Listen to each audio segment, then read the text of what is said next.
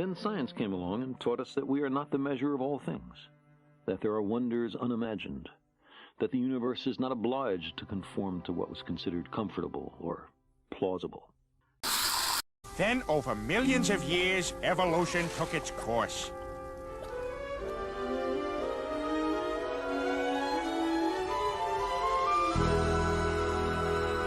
Of course, I'm obligated by the state of Kansas to present the church's alternative to the theory of evolution.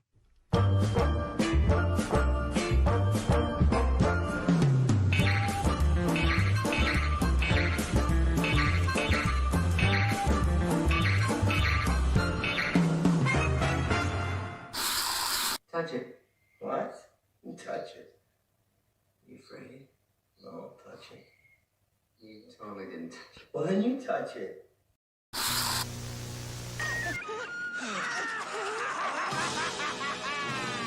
Time to pay the piper! That's fucked. Holy shit. Oh my god, there's so many of them. Oh, there it is! Fuck!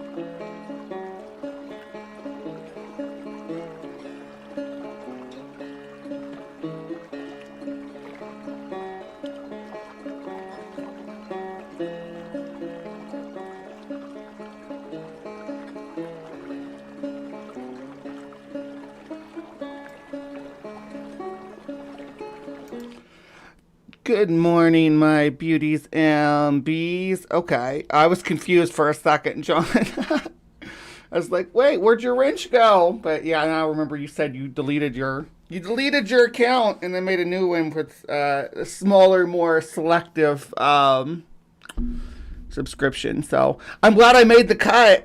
I'm glad I made the cut to be one of the channels that you continue to come visit, John. So I appreciate you.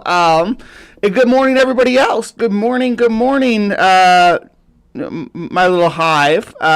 So glad that everybody could make it in this morning. Yeah, look at you now. You don't get to get away from moderating duties. I see what you're trying to do. You're trying to slip the harness there, but you know, I gotta put you to work, Mr. Hudson. It is Pi Day. If you can't see the little pie symbol in front of the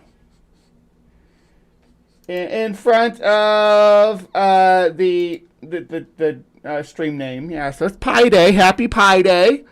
I hope everybody enjoys their Pi Day and has a wonderful time eating pie, which is what you're supposed to do today, right? I don't know. Seems like that's what you're supposed to do to me. So, yeah. I am I am here, live from the Hive. And I have a friend with me who's named Nyla, and she's down here by my feet. But her's a good girl, and she very happy to be visiting. So hopefully we'll have a good day today. But it works out conveniently to have a friend here because it is Friendship Day. All right, speaking of Friendship Day, I guess I can pop right over to the polls, and we'll do this one. And we're going to look at what we voted for this week. All right, so this week, the new guy on the block was the automatic writing. And then it got 17% of the vote. And that's where you basically let your hand go and you just like scribble or whatever. And then the ghosts are supposed to control what you write. You don't even look. You just scribble on the paper. And you do like that. And I've done that before a few times in a few different places. And looked for secret messages. But I did not find any, but we'll talk about it when we do that. But if you want to talk about it and you want to see that episode, you got to vote for automatic writing. Then we got spirit dancing. Now this is the one that Brittley turned me on to. The Punk Apostate turned me on to because I had never heard of this before until I saw. Well, I'd seen them, but I didn't know there was anything supposed to be supposedly supernatural about them. And I saw that video. I'm like, oh my gosh, I got to cover that. But with only 8% of the vote, we're not covered anytime soon. So keep that in mind, right? And then for the weekend we got the seeing stones, which is like crystal balls, you know. And we're going to talk about divination and crystal balls and all that good stuff. So if you want to see that, you got to vote for that. I got a quarter of the vote last time, and not too many votes. That's like 4 votes. Sorry, I keep yawning. And then we got the mystical martial arts. Which is an MMA that you don't hear too much about, that won the polls this week. So that's what we're talking about. Half the polls, half the votes, 6 votes. That's all it took. You can make a difference on these polls, just to put that in perspective. Oh. All right, and then for Cryptic Corner, we have our classic conflict here of the, hold on just a second. What you got, baby girl? Oh, okay, that's fine. That's fine. As long as she wasn't chewing up anything too important. Yeah, I'm yawning and I'm just like, blah today. But I got my cryptid hunting hat on today. So, the Rougarou. It's a sort of werewolf-like creature from Louisiana. We got a vampire in New England, which is Mercy Brown. This is a story about a vampire. Exactly what it says at the tin. And then we got the mowing devil in crop circles, which are a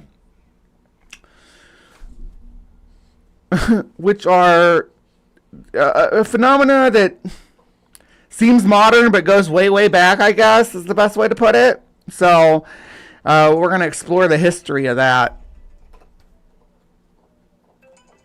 There you go. And then what won the polls this week was also the new one on the polls. So y'all wanted some extinct mystery mammals. And the mystery mammal group that I decided to go with was the friend-shaped one. So we're going to have some friend-shaped mystery mammal extinct cryptids for you today. You live pretty close to the Mercy Brown's grave. That's pretty cool. Yeah, we're going to talk about that when that wins the poll. So if you want to see that, you got to vote for it. I run these polls every week. All you got to do is go out to youtube.com/hivesci and go to the community page and just scroll on down. I mean, there'll be memes and stuff too. I meme pretty much every day or post pictures and stuff. I use it a lot like a social media thing. So, like you'll see pictures of me and art that I made and also cryptozoology, but memes galore. But you come out here to the community page and you scroll on down until you see the polls, and they're always going to be like backed up 1-to-1 because I can back to back. So, well, not yeah. Usually they will be. I can think of circumstances where they might not be. I can't help all this yawning I'm doing, but yeah, this is where you help me make that important, oh so important weekly decision. So, if you want to participate in the show, this is the best way that you can have your say in what we talk about. Y'all can stub to my new channel, Pop Ops on YouTube. Hired producer Jack, my grandson, and we have 1,000 views on our video in 12 hours. That's pretty cool. I don't usually get that many views on a video. The only videos I get like really high views on are sometimes I'll put a short together. It'll pull, like this one got like 1.4K, but most of the time I don't break 1,000 with anything. My channel is not successful. Like I'm not doing this for. That's the funny thing too. People are like, oh, you're doing this and that for. Well, I mean, I am doing it for money. I guess that's a lie to say I'm not doing it for money, but I'm doing it for money, but for chicken scratch money. I'm not doing it for. I'm not like supporting myself on it. That's why I'm grateful that I have this. Because apparently no one's going to hire me for a regular job. I don't know if y'all saw this or not. Actually, yeah, this is what happens when I go job hunting. Hey, hold on. My friend who works at this grill turned me on to the... So I'm looking for a job, right? And yesterday, my friend who works at this grill turned me on to the adjacent gas station hiring. So I had one of my other friends take me over there, and they dropped me off, and I walked up. There's the sign on the door, hiring, doing walk-in interviews, all the benefit information and all that. Heck yeah! I need a job right now. I just moved. We just moved to this city. I'm struggling to find some work. So I go in there, and there's my roommate working at the grill across the way, and I wave, and I'm like, oh yeah, right over there. That's where you go. So I walk up to the register, and there's a lady there, and I recognize the name from who she told me to ask for.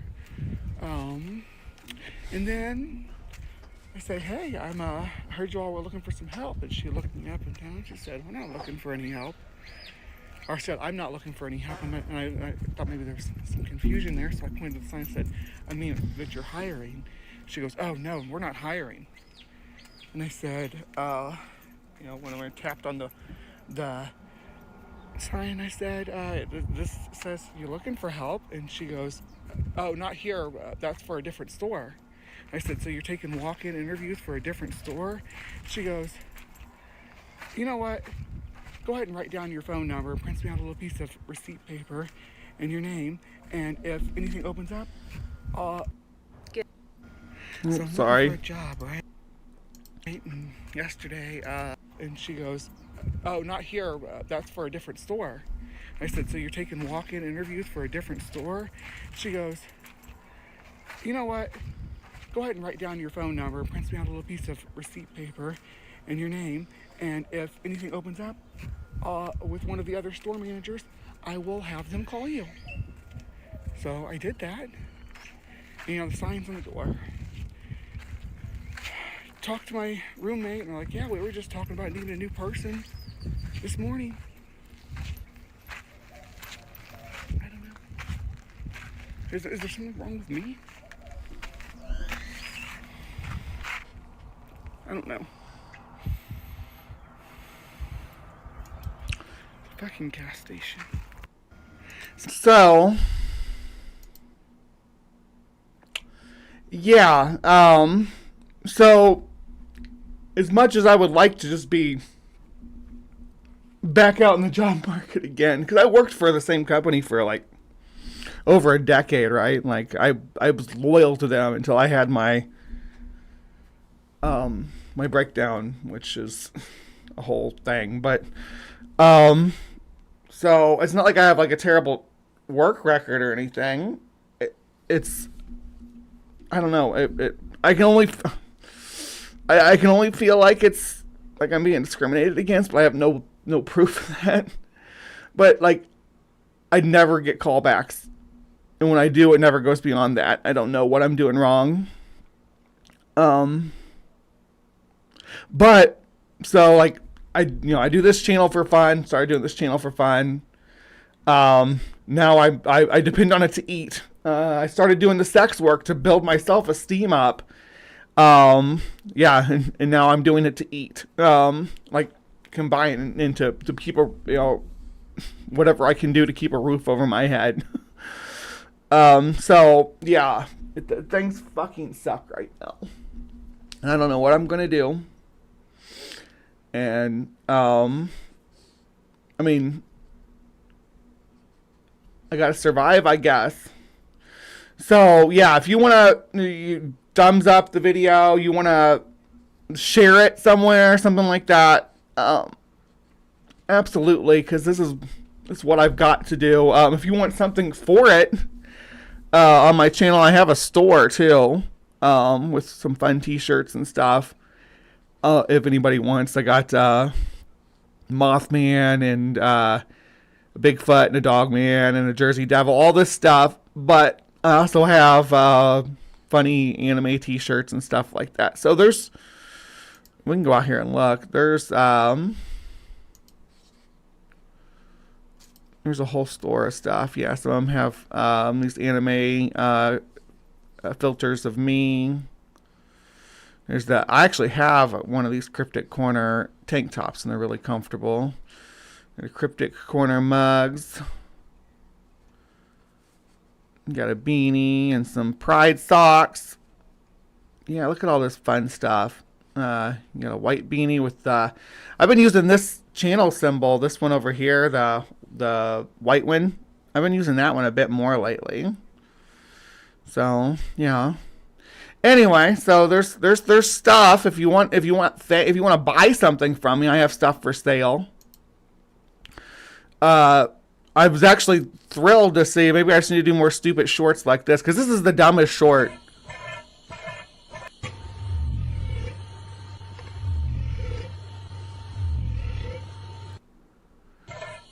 It's just about, I threw together something about how cassowaries have that deep growly voice so that they can, they basically sound like a big cat, and you hear that coming from the bush, and I wonder how many times that's been mistaken for like a real tiger, how many Tasmanian tiger sightings or witnesses are actually hearing a cassowary and seeing it running through the bush, through all the foliage. So, yeah, but like, maybe I need to throw more shit together like that. I don't know anymore. But like, I don't get it. I don't get any views anymore since all the fucking stuff that happened with at a con that I didn't even attend. And I lost like a quarter of my viewership over it. Isn't that fucking great? Couldn't have happened at a better time though, because right now, I am looking at some upcoming potentially housing insecurity. I think I have some place to go, but it's just scary to be.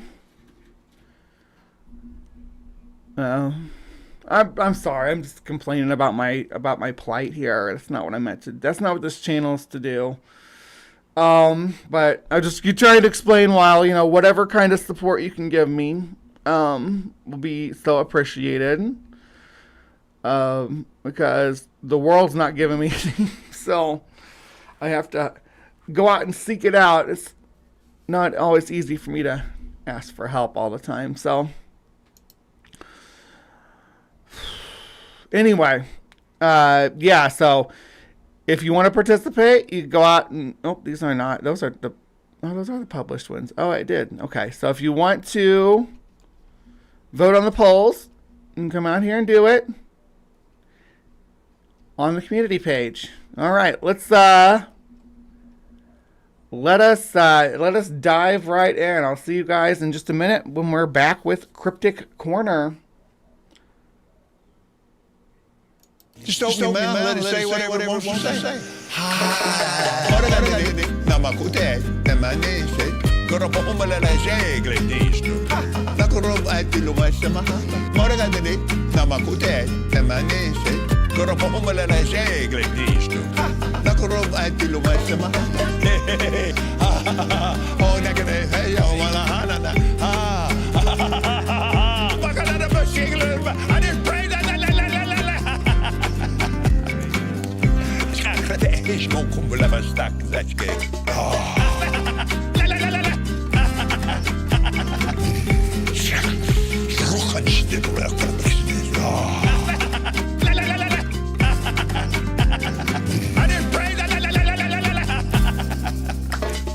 Morgen de namakute, temanese, goropo umalala jegle disto. Nakorob atilo masama. Morgen de namakute, temanese. Goropo umalala jegle disto. Nakorob atilo masama. What the fuck, bro?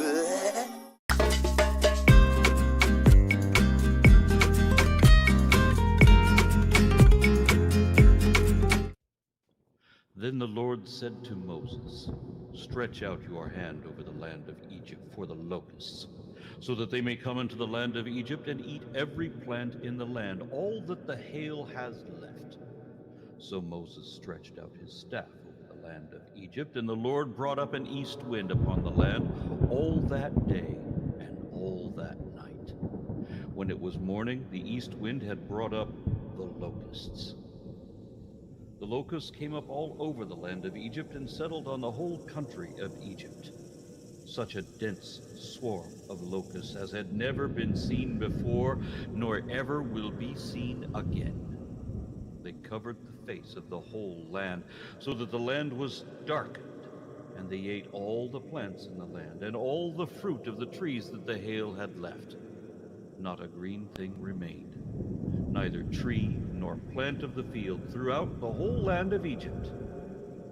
Then Pharaoh hastily called upon Moses and Aaron and said, "I have sinned against the Lord your God and against you. Now, therefore, forgive my sin, please, only this once, and plead with the Lord your God only to remove this death from me." So he went out from Pharaoh and pleaded with the Lord, and the Lord turned the wind into a very strong west wind, which lifted the rocks and drove them into the Red Sea. Not a single locust was left in the country of Egypt. But the Lord hardened Pharaoh's heart, and he did not let the people of Israel go.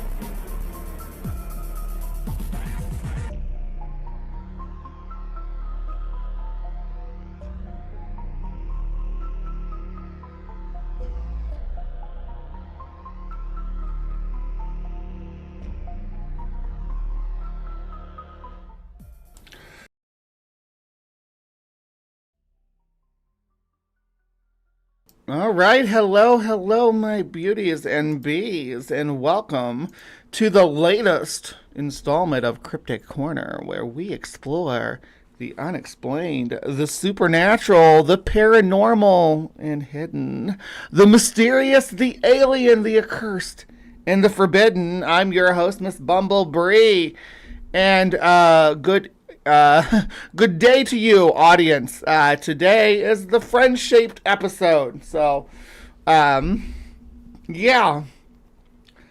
Oh my gosh, thank you so much for the support, Big Zebra.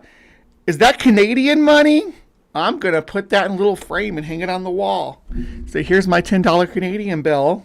Thank you so much. Appreciate you. Anything anybody can do to help out the Hive and keep the lights on, so to speak, is greatly appreciated. So thank you very, very much. So it's funny because we ran some polls for this week. Let me show you. We ran some polls for this week, and it was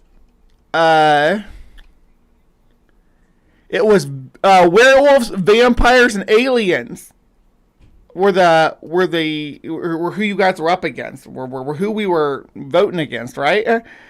And you all voted for this extinct mystery mammals. Now that could mean a lot of things. Extinct mystery mammals. It could mean a lot of different things, and there's a lot of different ways that I could have parsed this out. Actually, as a matter of fact, let me show you that too. So, like, just for instance, look at this playlist right here. This is just when I've decided to pare it down. Okay, so when we talk about extinct mystery mammals, there's a lot of mammals out there, and there's a lot of extinct but sighted, but caught on camera traps, only ever seen once. All this kind of stuff, especially like little island habitats and stuff. Thank you so much. I appreciate you. No, Big Zebra, I really appreciate that. Thank you.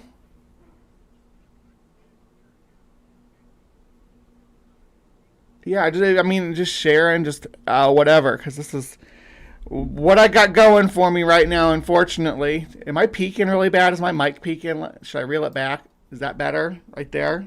That seems like it's better. So,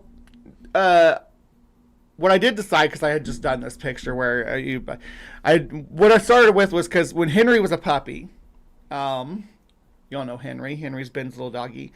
When Henry was a puppy, he looked just like a African wild dog puppy. So appreciate you, Zebra. He looked just like an African wild dog puppy. Let me show you. Ooh, let me see.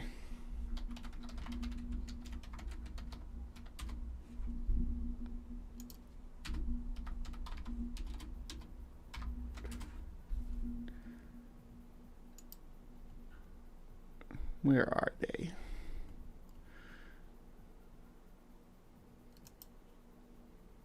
Yeah, here we go.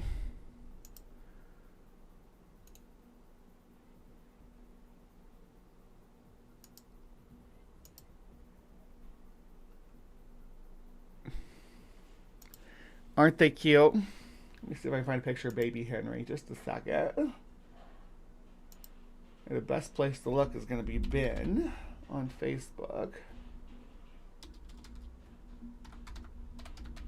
I'm not going to show you Ben's Facebook because I don't have permission to do that, but I can find a picture of Henry and pull that up, and you all can compare and say if he looks like a African wild dog or not when he was a baby. Here's the picture I'm looking for. All right, so there's baby Henry. All right, there's baby Henry, and there's a baby painted dog. So I always thought that Henry looked just like one when he was a baby. So that's where the picture in the thumbnail comes from. I ran a picture of Henry, and I said, "Hey, can you filter him into an African wild dog?" And then we got Hank, and Hank's like a little potato. Hank's like a potato. He's like a little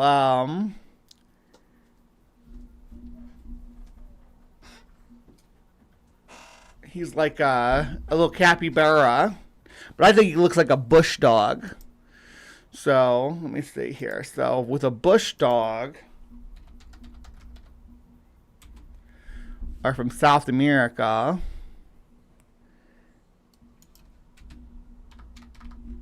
and they kind of look like capybaras in a way, a little bit. But they're cute little guys. They're actual dogs, though. Let me show you. So this is a bush dog puppy. Aren't they just adorable? Here's what they're like when they grow up, but you know, when they're little. There you go. No, we can't go to Reddit. I do adult content there. Okay, and then where's the picture of Hank? I have pictures of Hank somewhere, don't I? Let me see. So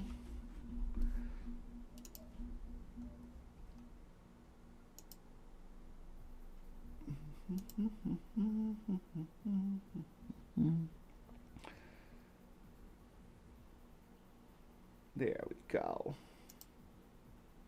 It's always the back of his head. Let's see. There we go. And this is Hank. So I kind of drew the correlation for them from the thumbnail. And yeah. So what I'm doing was like bush dog puppies look like an otter. They kind of do. They're all adorable. Henry was so cute when he was a puppy. Look at this guy. Look at that guy. And of course, African wild dog puppies are adorable too. So I'm like, you know what? Having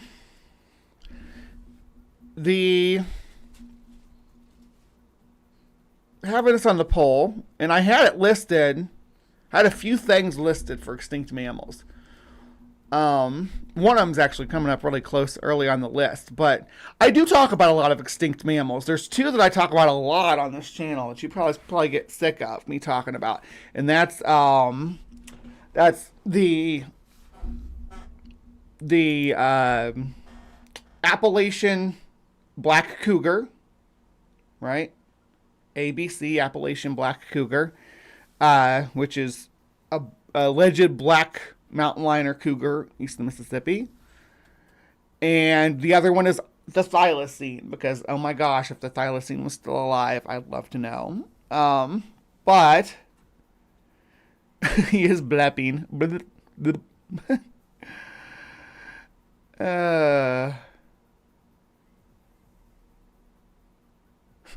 Yeah, one of the ways that I am able to save is my CFO handles money matters. If I control my money, I would be broke. How might see? Okay. No, that's fine. I'm just saying that, I wish it was because I was just irresponsible with money. I threw my every last dime into. Yeah. Anyway, I'm not going to talk about that right now. Appreciate the support. So I had a short list of mammals that I did want to eventually cover on this. I guess it's going to be a series because I am not going to get to everything I wanted to cover here. But there are a couple things that have been on my back burner for a long time I don't think people even know about when it comes to extinct mammals. But this first one's going to feel kind of familiar because we talk about it off and on through various other topics and videos and things that we've covered, because it is very closely tied to the Appalachian black cougar. But this is something completely different. People don't realize that we used to have jaguars in North America. Let's dive in. This is the longest one too, the jaguar one. I like this guy though. His name is let me do that. His name is Luke Caverns. He was actually out here in the Gila Forest a couple weeks ago. I kind of wish I'd known he was out there looking for jaguars. Go their entire lives believing that there are no big cats in the eastern United States. So most Americans will go their entire lives believing that there are no big cats in the eastern United States, and that in North America we have only one big cat, the American mountain lion, also known as a puma or a cougar. And even fewer know that this is actually not correct. Across the lower half of North America, and yes, so I'm not used to having the population of jaguars. Not used to having Nightly in my room yet. And I just I hear her chewing on something. I'm like, I better go check on her. She has stuff here to chew on, though, so she should be good. Estimated estimates the North American jaguar populations are 5,000, of which only 5 to 10 have been seen in the United States in the last 20 years. Yes, that's unfortunate. Steadily and stealthily increasing.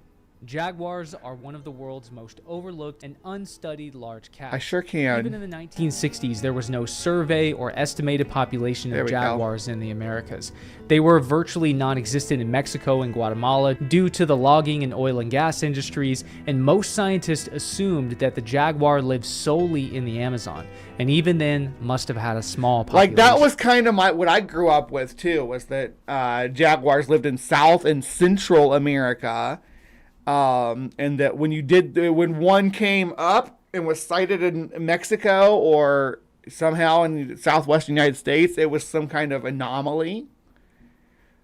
Was the way that it was taught to me, and their natural habitat was a humid jungle, and they just happened to be able to survive in these sky islands.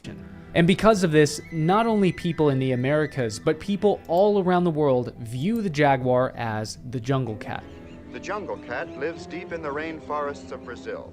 It roams the vast Amazon basin. But what if I told you that the jaguar isn't a jungle cat? What if I told you it was living somewhere else long before logging, oil and gas, and hunting pushed their population to hide deep within the Amazon? What if I told you that jaguars are actually native to the continental United States and were here long before they wandered down into Mexico, Central, and South America? Just 300 years ago, jaguars could be found north of the Rio Grande from the great forested mountain ranges of California, the wooded river valleys of the American Southwest, to the swampy lowlands of the Gulf Coast, and yes, across the... And there may have been, it's hard to say now, because morphologically they're all going to be pretty probably the same, without having access to their pelts and their ecology and doing schematics and stuff on their range.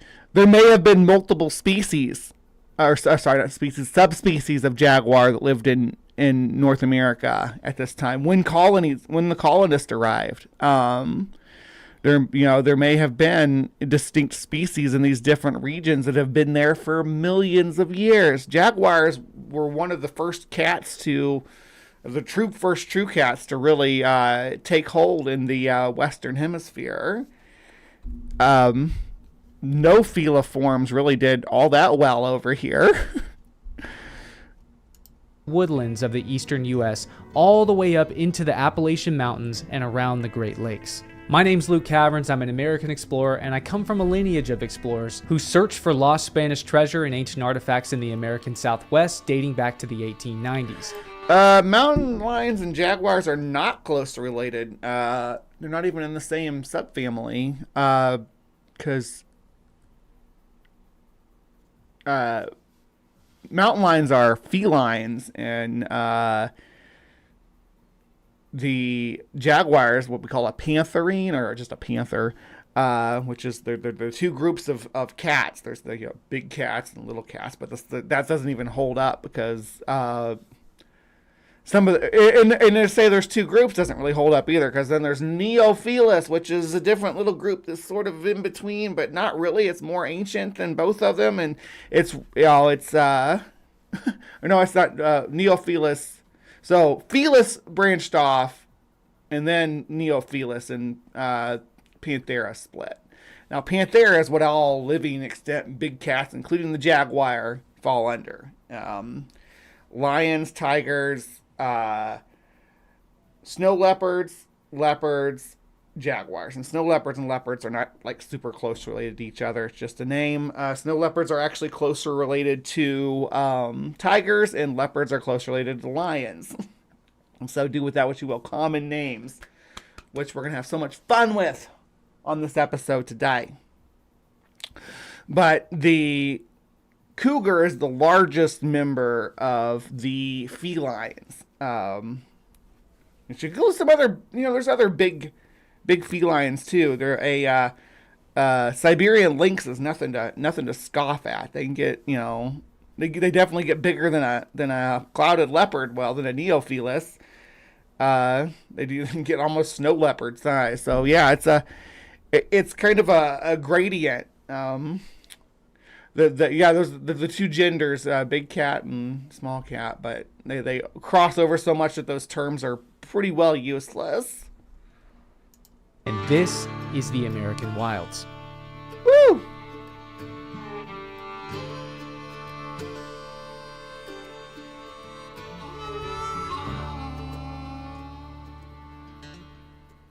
In 1680, the American colonies were not what we imagine the colonies of the American Revolution to be like. It was still a wild and sometimes lawless place. Colonists at the time would have seen themselves as survivors as much as settlers on the rough, untamed eastern coast of a remote, mostly irrelevant and wild frontier.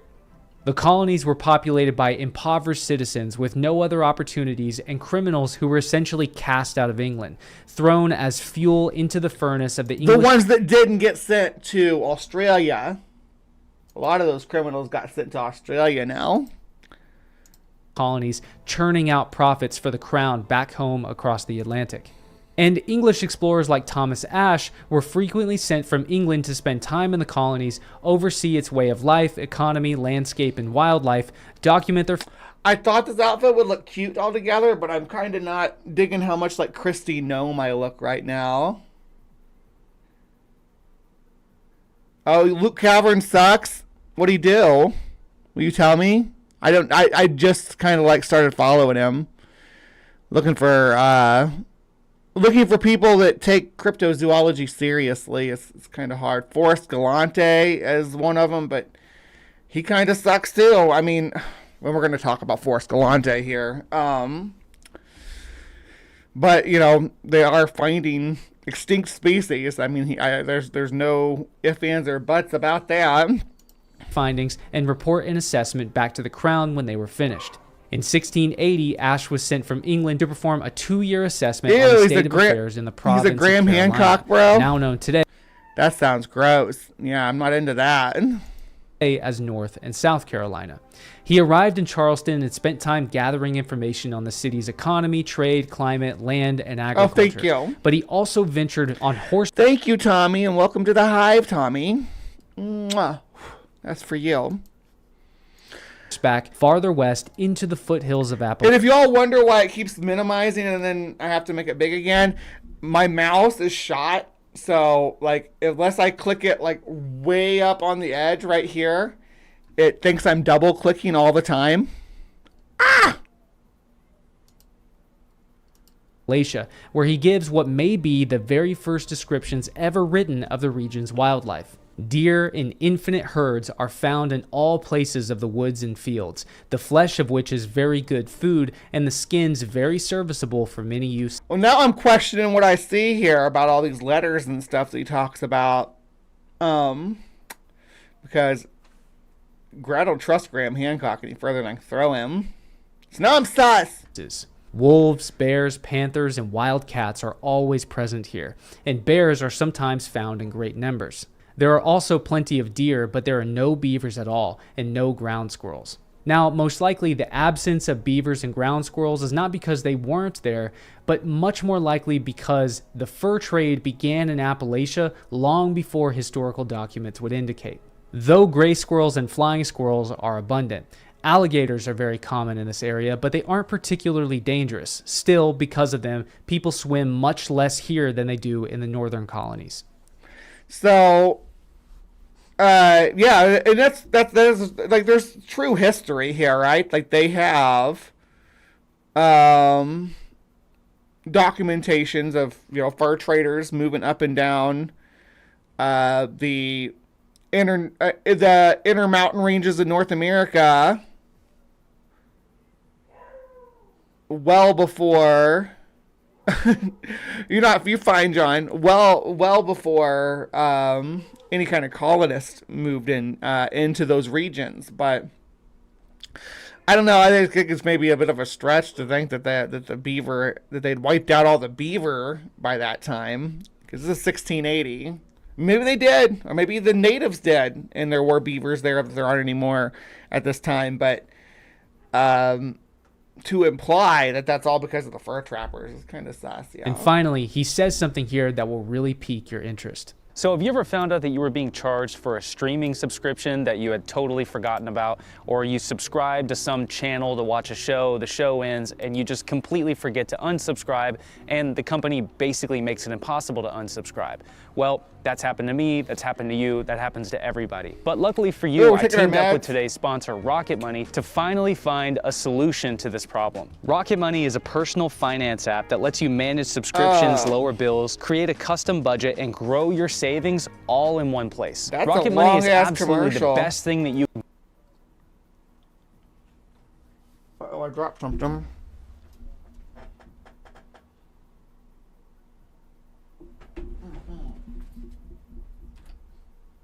I dropped my thyroid meds. That's no good. You can get back to the show. The tigers are very numerous and often very troublesome to the inhabitants, insomuch that they often must share their hogs with these prowling creatures. Now, some people have interpreted the term tiger, as it appears in numerous historical accounts along the eastern continental United States, as referring to the American mountain lion. But this is not the case. When analyzing the various sources, Tiger, yeah, jaguars were called tigers. And no, the mountain lions were called panthers. They're also called lions, but you know, among a multitude of other names. Becomes obvious that the term panther was reserved for the mountain lion, while tiger was in reference to a different large cat distinctly different from the panther, with a spotted pattern rather than a solid colored coat that was larger and more bold than the panther.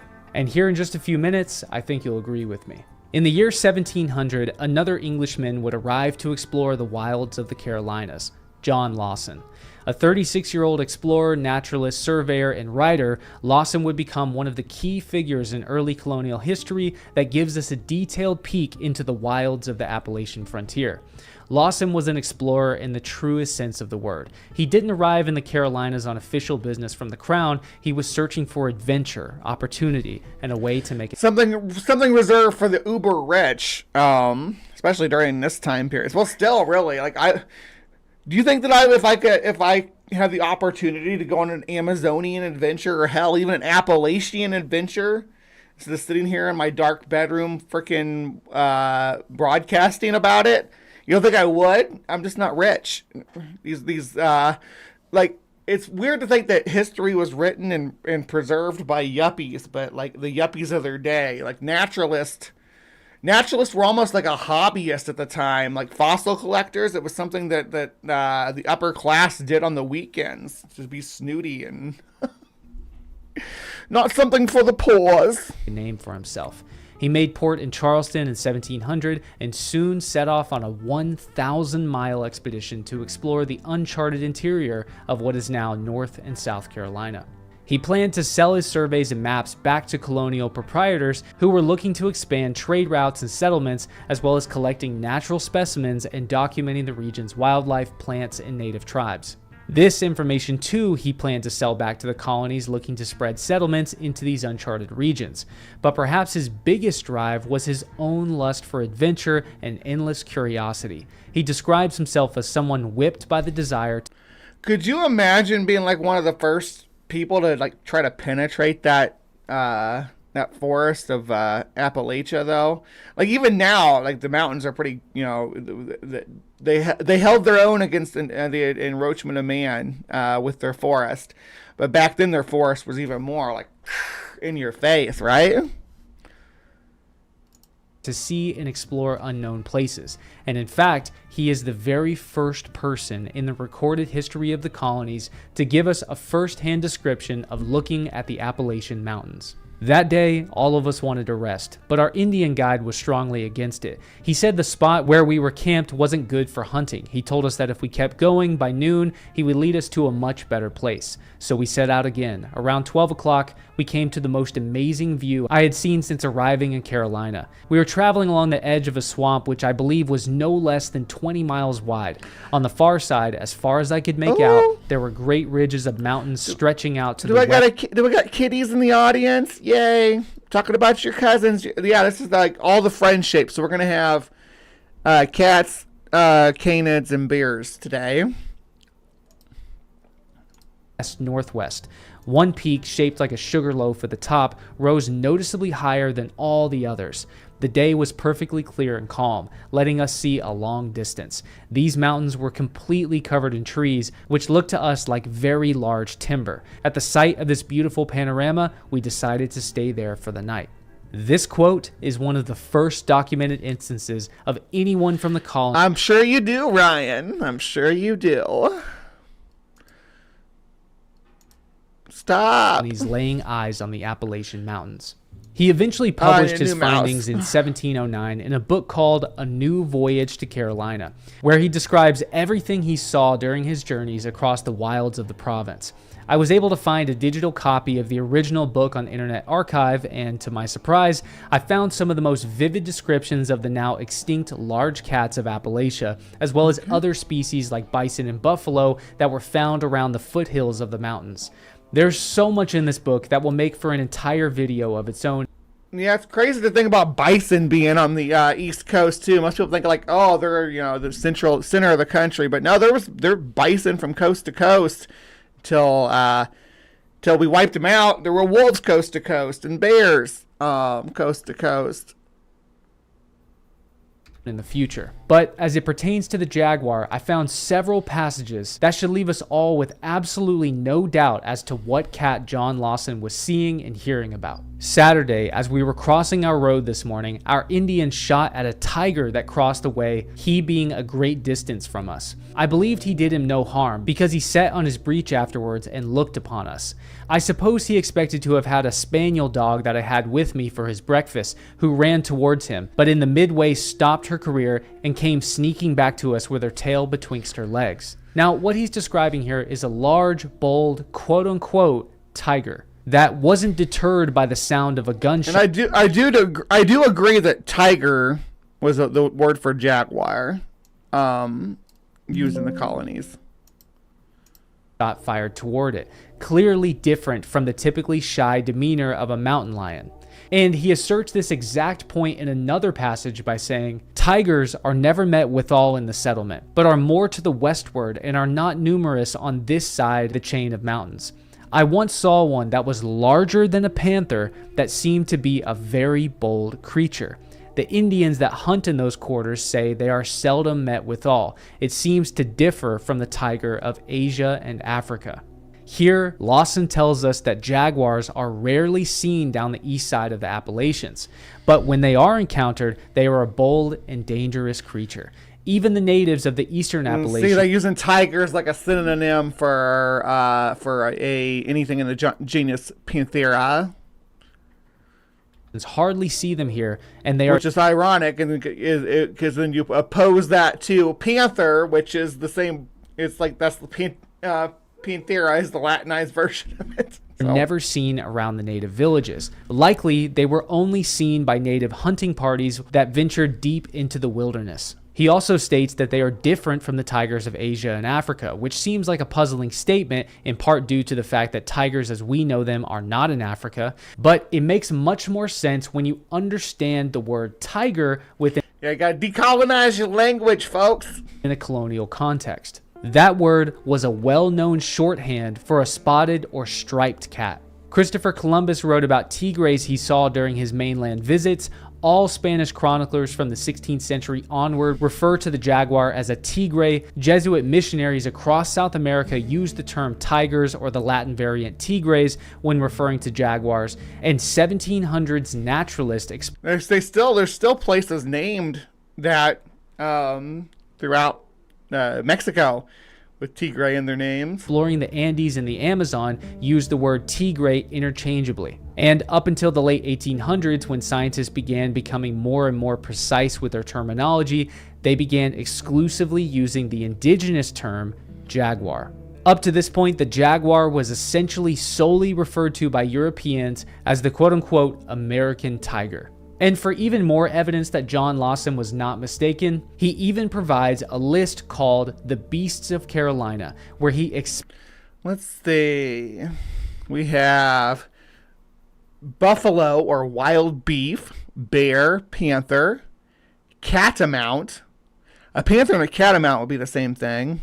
A wild cat, which may be a bobcat, a wolf, a tiger, a polecat, an otter, a beaver, muskrat, pollum, raccoon, and mink.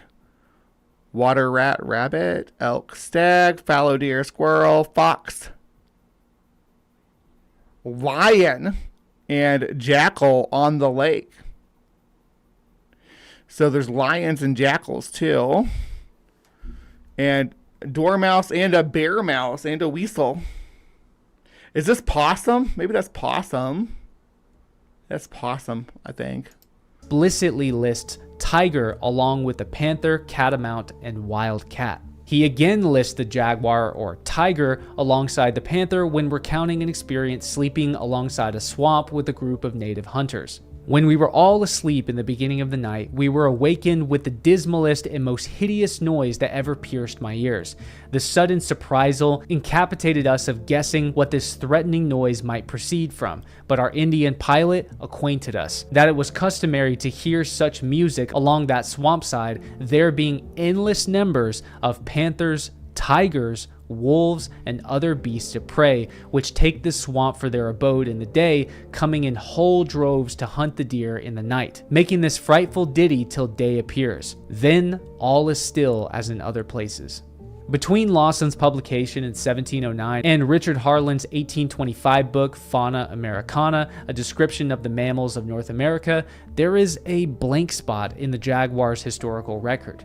There are no surviving or known documents attesting the jaguar's presence in Appalachia, but later publications, including Fauna Americana, actually seem to be referencing publications that used to exist in the mid to late 1700s, which... Well, that's sus.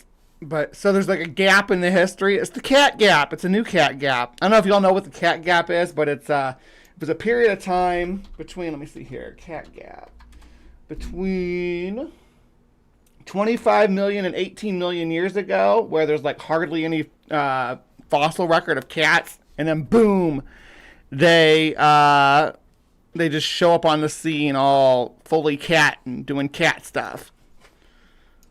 Do attest to the jaguar's presence. What these lost publications are, what context they're in, and who wrote them, nobody knows. But hopefully someday they will resurface if more independent researchers pick up the search for the lost history of the North American jaguar. By the 1800s, the jaguar was still known to exist in small numbers east of the Mississippi River, and French explorer Constantin Rafinesque claimed to have known of or seen quote-unquote large wandering tigers of the United States, and even saw their skins hung up in the barns. Cats do like to be hiding, that's true. Of farmers who killed them across the frontier, from Kentucky to Ohio, all the way up to the Great Lakes. By the 1800s, both jaguars and mountain lions in the and their pelts were fetching a pretty penny. Appalachian Mountains have been almost entirely hunted to extinction by long hunters searching for beaver, elk, and buckskins who never hesitated to shoot and kill a large cat, with the last officially documented sighting of a mountain lion in the region taking place in the forest just outside of Franklin, North Carolina in 1886. From then on, the jaguar... And then isn't it crazy to think that... like, so many towns and schools and stuff were named after these panthers and jaguars and whatnot. The Carolina Panthers, right? And then they were extirpated in the region by the mid-1800s. The mountain lion, yeah, the last sighting in the Carolinas in the mid-1800s. And then you think about them not declaring the eastern panther extinct until 2011. They gave it a big old window of time. Continued to be hunted to extinction across the United States, Mexico, Central America, and near extinction in South America until by the 1960s, nobody had any idea how many jaguars actually existed. In just 80 years, anywhere from 50 to 90% of the entire jaguar population across the Americas was hunted down and killed for commercial fur trade or trophy hunting. resulting in the approximate extermination of around 500,000 jaguars across the Americas between 1900 and 1950, until by the 1960s, when the only known domain of the jaguar was deep within the unvisited regions of the Amazon. And even then, on the peripheral of the Amazon, it's estimated that throughout the 1960s, around 15,000 to 18,000 jaguars were killed every year for the fur trade. By the 1970s, when jaguars were on the cusp of total... Stop. Isn't that crazy? That we just... I get the fur trade was like how people made clothes and stuff at the time. I get that. And having cool cat patterns and stuff on your clothes was... I mean, I like you know, leopard print. I like jaguar print. I like it all. But wiping out a population of some 50,000 big cats from North America, that's pretty rough, y'all. Extinction, they were finally widely declared a protected species, and in the last 50 years, they have slowly migrated back north up through Central America, Mexico, and in 1996, lion tracker Warner... And it's important to remember that the jaguars coming up from South America are not the same as the ones that lived here before, and we'll probably never know if those were distinct subspecies with distinct genetics and a certain type of coat pattern or certain size differences or various adaptations to life in Appalachia or the swamps of the Deep South or the deserts of the Southwest. The ones that are coming now are not the ones that have lived there for, you know, tens of thousands of years. Glenn photographed the first jaguar officially sighted in the United States since 1948. Now, spending so much time studying ancient Native America, the jaguar and the mountain lion have become a deep fascination of mine over the years. Not only in the way that Native Americans mine too, dude. Mine too. These large cats across North, Central, and South America, but also the regions they used to inhabit. Old Appalachia is a lost world without its original wildlife species, and from just these few historical accounts I've found, it's very apparent that Appalachia was a wild, dangerous, and densely inhabited region filled with species that no longer exist within those mountains, just 300 years ago. So next week I head off on... Alright, so, I do want to say, holy crap, thank you so much. Constellation Pegasus. Oh my gosh. You and Big Zebra. Thank you. Thank you. I really appreciate the support. He's about to talk about going to the Gila Forest. My first extended and unsupported expedition of my career, meaning 10 to 14 days unsupported in the wilderness. There is a specific area of the Gila wilderness that has never been officially explored in any capacity for ancient ruins nor talk like such a white girl. Gila. The goal is to perform an independent and non-invasive expedition to locate and document uncharted ancient sites and evidence of large cat habitations, such as tracks, dens, and scat. Over the last 15 years, around 5 individual jaguars have been documented crossing the Rio Grande and entering the wilderness areas of Arizona. I and see the my only home other place on they're thought the to map. potentially exist undetected in the U.S. I see my city. I'm not going to tell you which one it is, but it's on there. Is the Gila. I'm so close. I'm close enough to drive up to I don't drive, but close enough to go up to the Gila Forest and be like, "Hello, jaguars." Wilderness. If they're there, it's likely that they're living secluded in the most remote and totally unvisited area of the wilderness. And you know that's what this exactly means? where we're headed. You know what this means? It is map time. Dun-dun-dun-dun. So I'm going to introduce you to Sky Islands. All right, so the best way to look at it to see them is to pull yourself out about this far. Yep, that's the Chihuahua Desert. Okay, so you pull yourself out about this far, and you see the patches of desert and everything in between here. Now, if you look, there will be these little green knobs sticking up out of the desert, especially in Arizona. Arizona is chock. Dang it! See that double click thing? I need a new mouse. That Arizona is just riddled with them.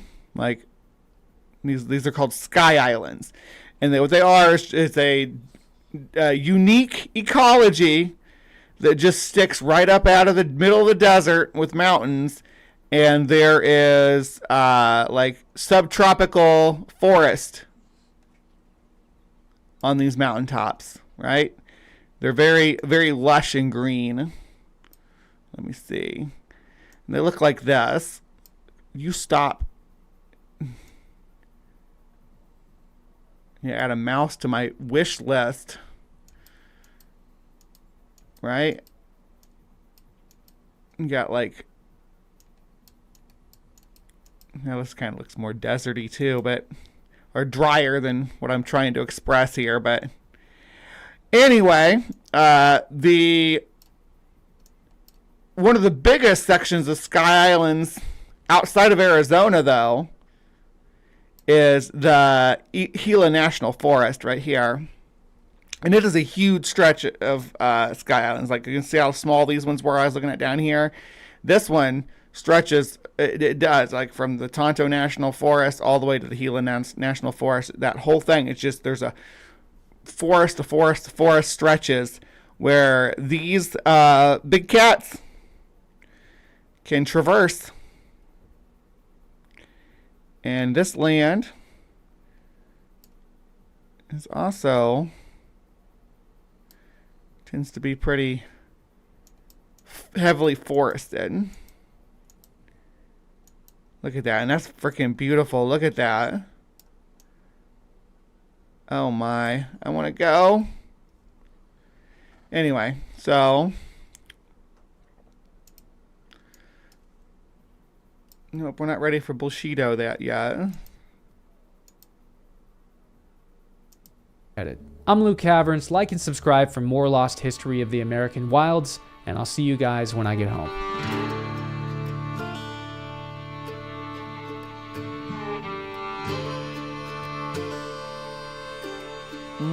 Lots of elk in that area for sure. Alright, so next we're going all the way to the other side of the planet.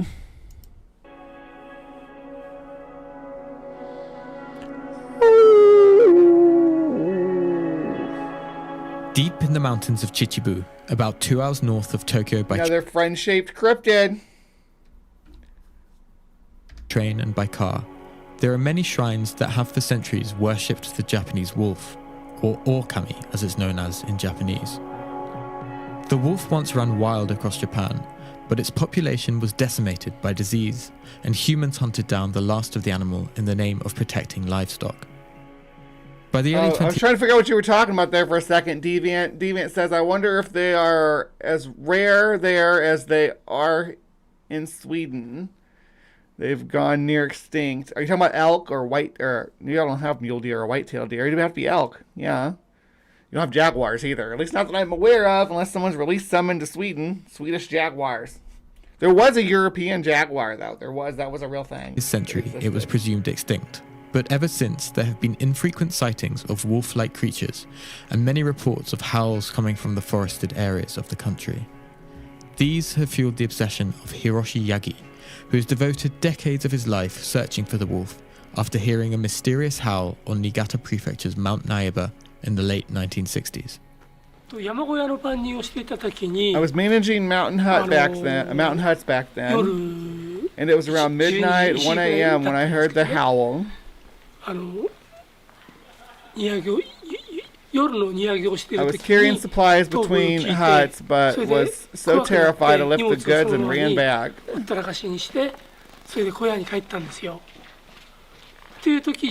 I didn't tell anyone that I heard a wolf howl since I knew no one would believe me.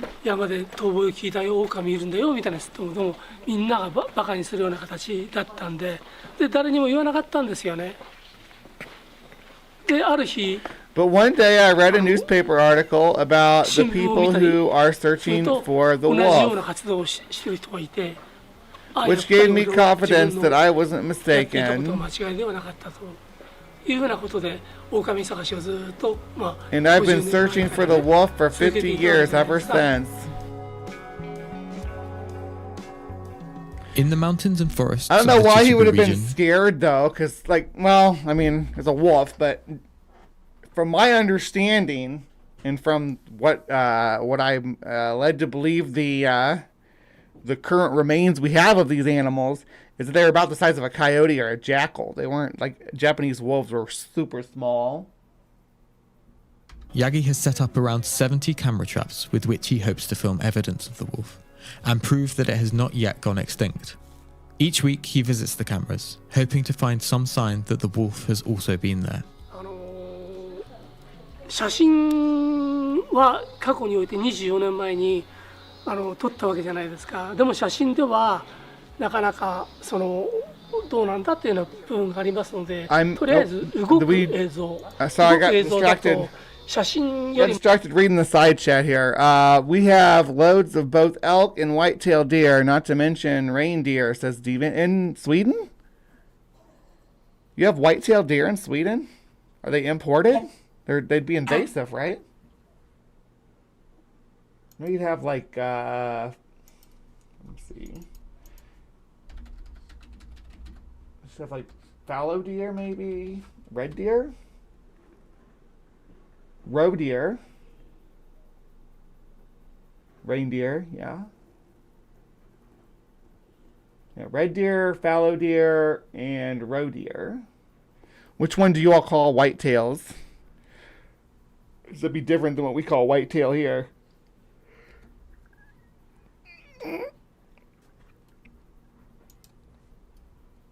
もう圧倒的に情報量が多いわけですので、動く映像がまず撮りたいんですよ。で、But even that, not enough to provide good concrete evidence of whether the animal is a Japanese wolf or not.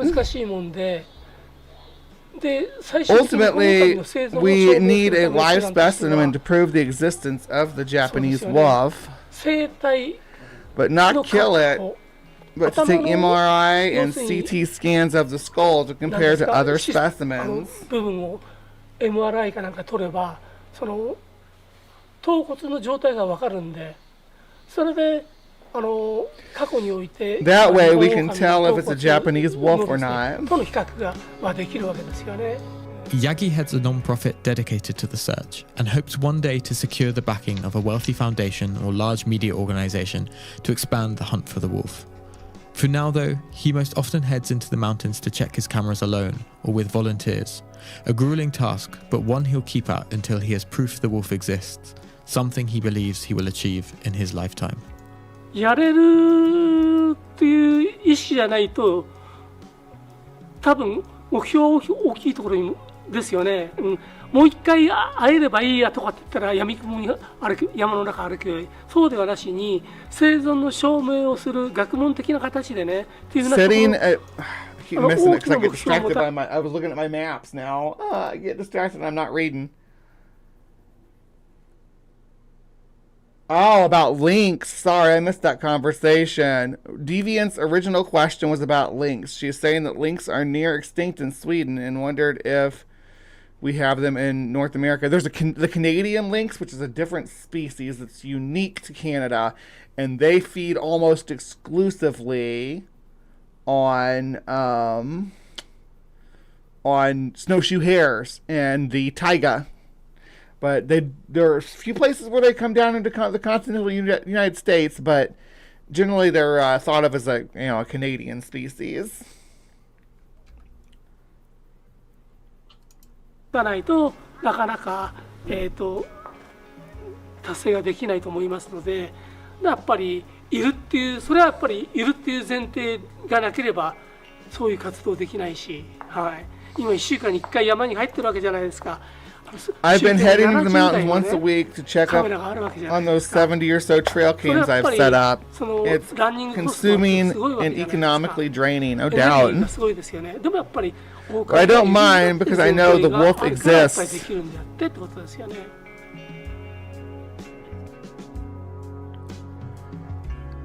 I hope so. It'd be cool if that wolf was still out there somewhere.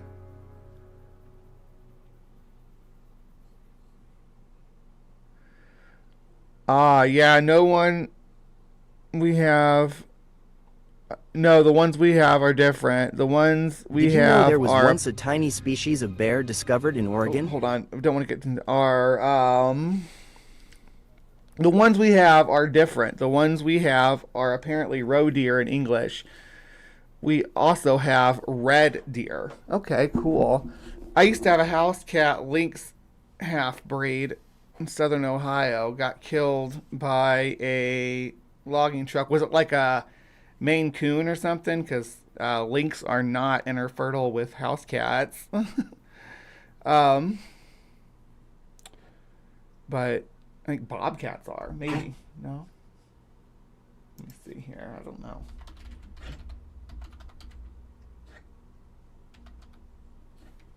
Bobcats hybrid? No. Bobcats, lynx rufus cannot hybridize. I didn't think so. Okay, so there are a few species of cats that can hybridize with domestic cats, like savanna cats, where you get a serval in a domestic cat. But I don't think anything from the lynx genus can be interbred with domestics. I don't think, but they can come in black though, which is pretty cool.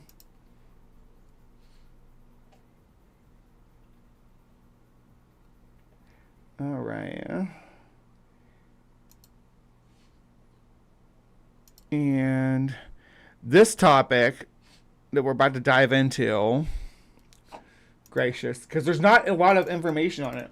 All I could find was this like 41 second short, but we're going to look at them too. So don't you worry. We're going to look at the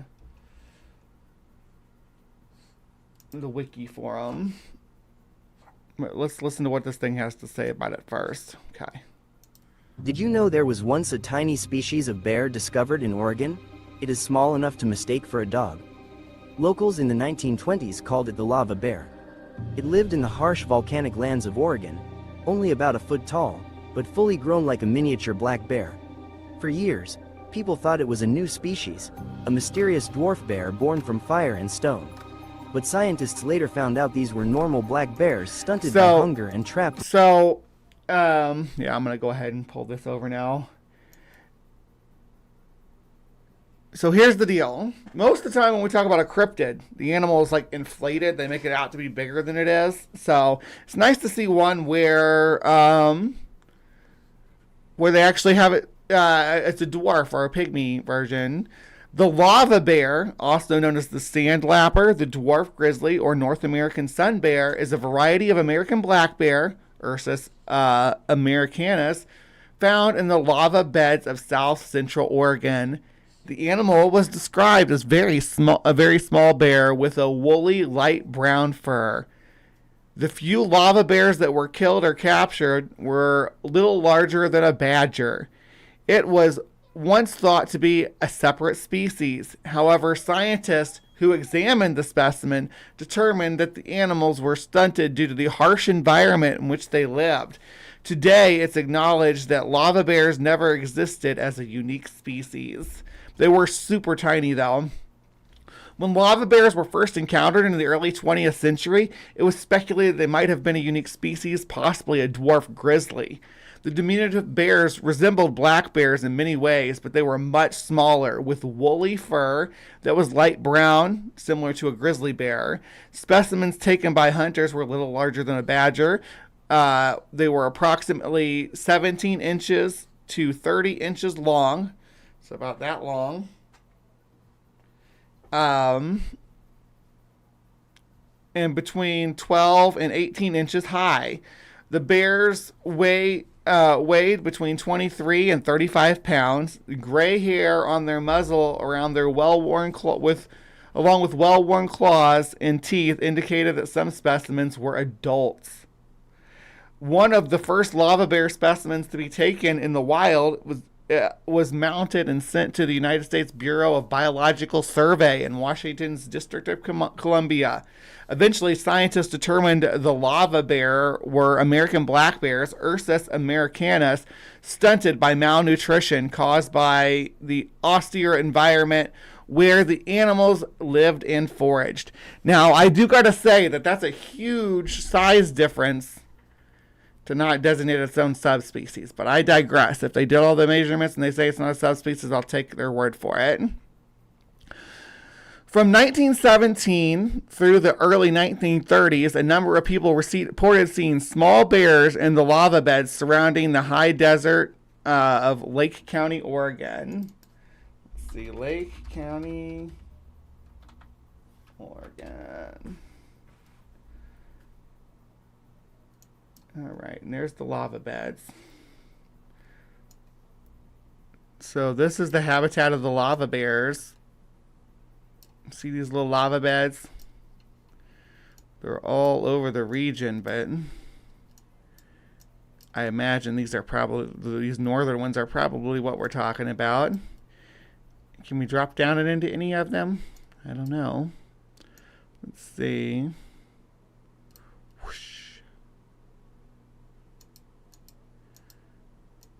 It does look like a pretty harsh environment, no doubt.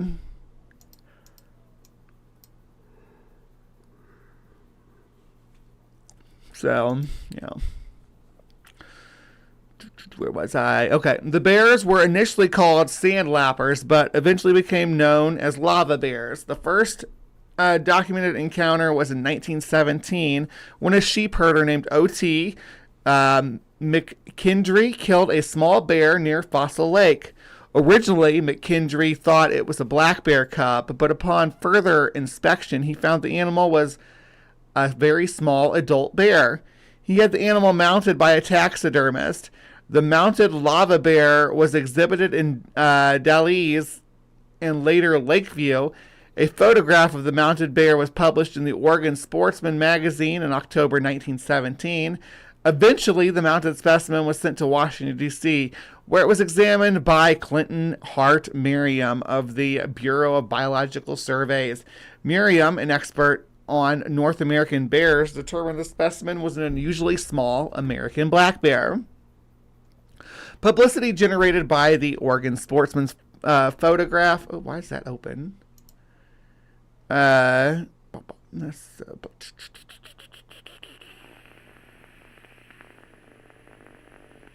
was I? Publicity generated by the Oregon Sportsman photograph and various newspaper articles about the miniature bear made it a fascinating creature. In 1920, Irvin S. Cobb, a well-known writer of the Saturday Evening Post, organized a hunting trip to Oregon where the stated purpose of finding a lava bear. While Cobb did not locate a lava bear during his hunt, he left Oregon believing they existed. He thought the little bears were dwarf grizzlies or a species of sun bear unique to North America. After he left Oregon, several of the local trappers who accompanied Cobb began to actively search for lava bears. In addition, the story Cobb wrote about the hunting trip in the Saturday Evening Post increased interest in the animals across the country. In 1923, Alfred Andrews, a trapper from the United States Forest Service, reported killing a lava bear near Fort Rock. He sent the specimen to the Oregon Biological Survey Office for examination. A year later, Andrew captured a live lava bear. The animal looked like a small grizzly bear and weighed only 28 pounds, 13 kilograms. It was male, 30 inches long, 76 centimeters, and 18 inches high, that's 46 centimeters. The Smithsonian offered Andrew $2,000 for the live lava bear, but he decided not to sell the animal. Instead, he announced plans to tour the country with the bear. he displayed the bear in Portland, where 8,000 people paid to see the animal. It was also exhibited in Bend and Klamath Falls before being taken to Los Angeles, California. Eventually, Andrew's partner, Harry Thrall, stole and sold the bear, and the animal disappeared. In the fall of 1924, a second lava bear was captured alive near Summer Lake. The bear weighing only 25 pounds. Another lava bear trapped by L.E. Oster in the lava beds northeast of Fort Rock in 1933. A fourth lava bear was taken alive by the following year by Walter Gore and Roy Yeager in the area of Crescent Lake. All right, can we see these areas? Let's see, Fort Rock.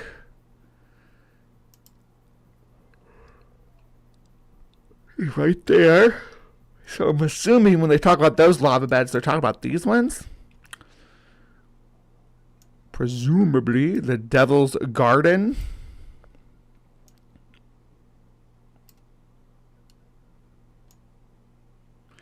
There's really no place to... Oh, shoot. No. Really no place to drop down in there. See my mouse being all wonky. Mouse, you're going to get me in trouble.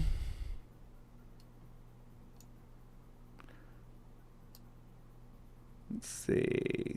Oh. Yeah, this is going to be a rough area to try to hunt in.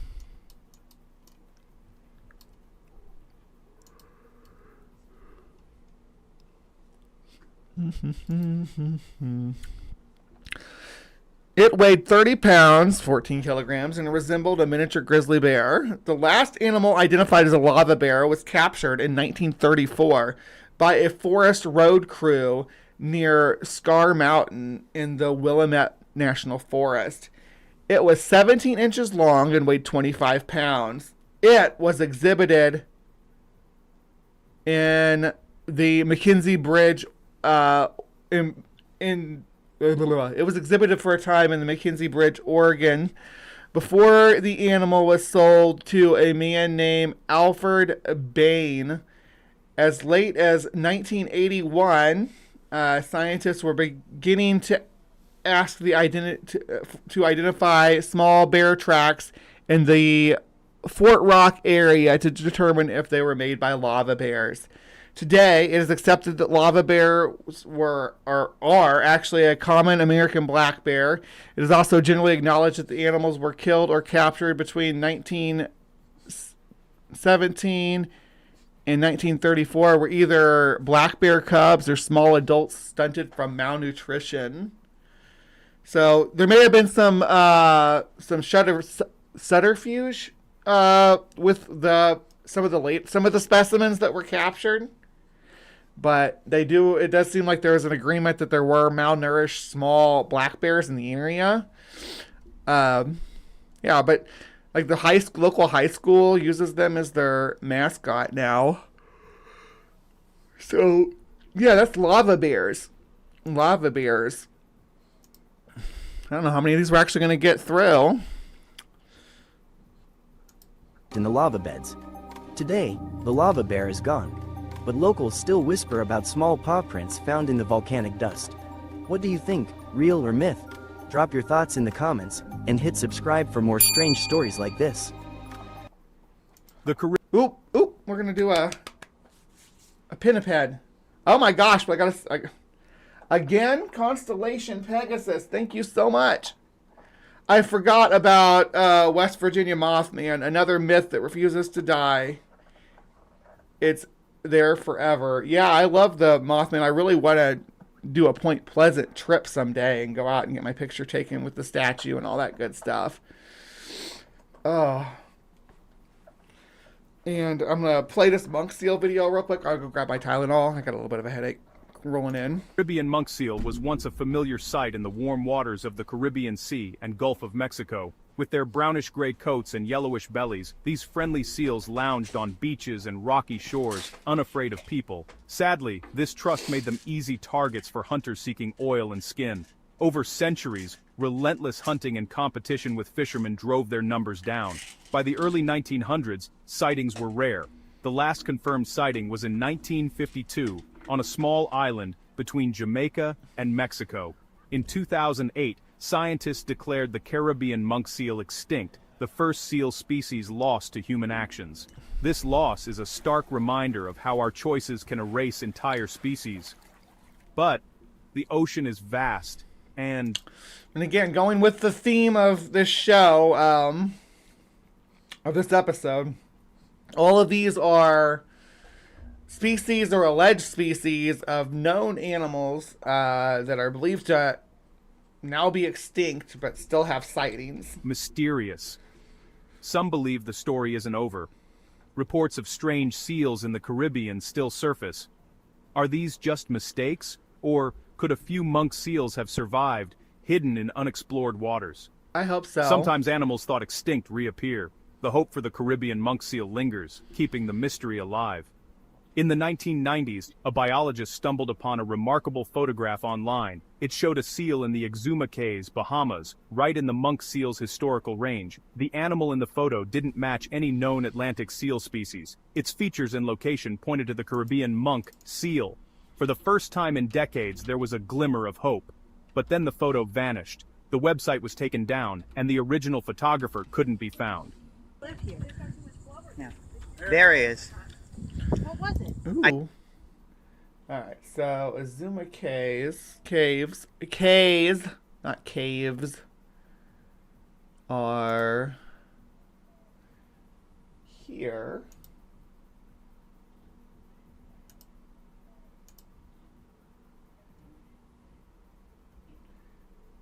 In the Bahamas. Oh, y'all can't see. Hold on. In the Bahamas. Exuma's down here. Which is like well within the monk seal's habitat. I don't think there's any other seals that come down this far. Now, harbor seals look do harbor seals live in the Caribbean anymore? Or at all?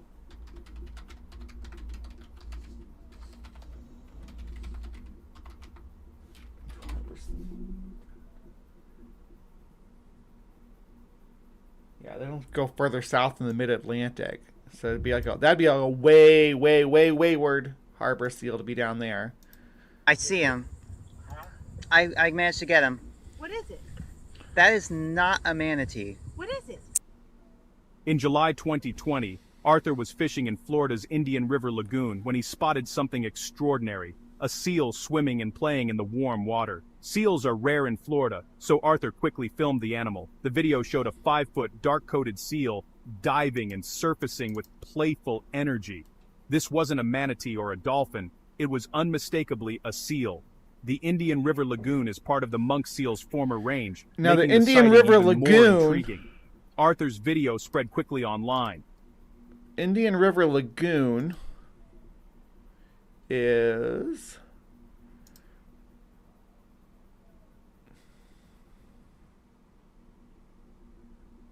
that it right there? Yeah, this is the Indian River Lagoon right here. Now this is that'd be a hell of a wayward harbor seal. Harbor seals generally stay up here, but not impossible. Oh, thank you so much again, Constellation Pegasus. I really appreciate you.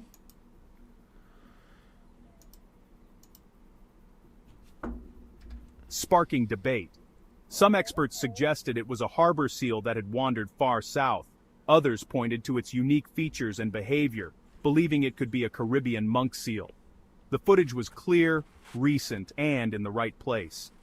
While not definitive proof, it reignited hope. Every new sighting is scrutinized, but the mystery endures.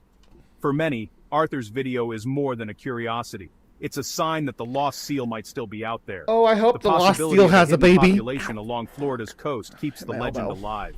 The search for answers continues, one sighting at a time.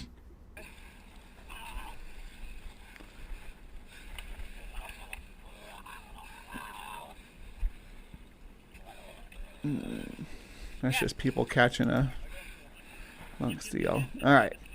Let's go to Zanzibar. The Ungunja, or Zanzibar Island, is renowned for its beautiful beaches and nature. It's also Where the is largest and Zanzibar? most populated island in the Zanzibar archipelago. Once, this island was home to an elusive leopard, one that may still be alive.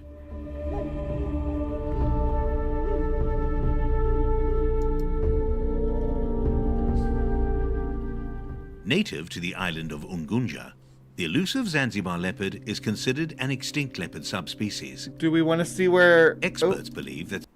Do you want to see where this is? We can go there. Zanzibar. So you gotta get all the way down in here.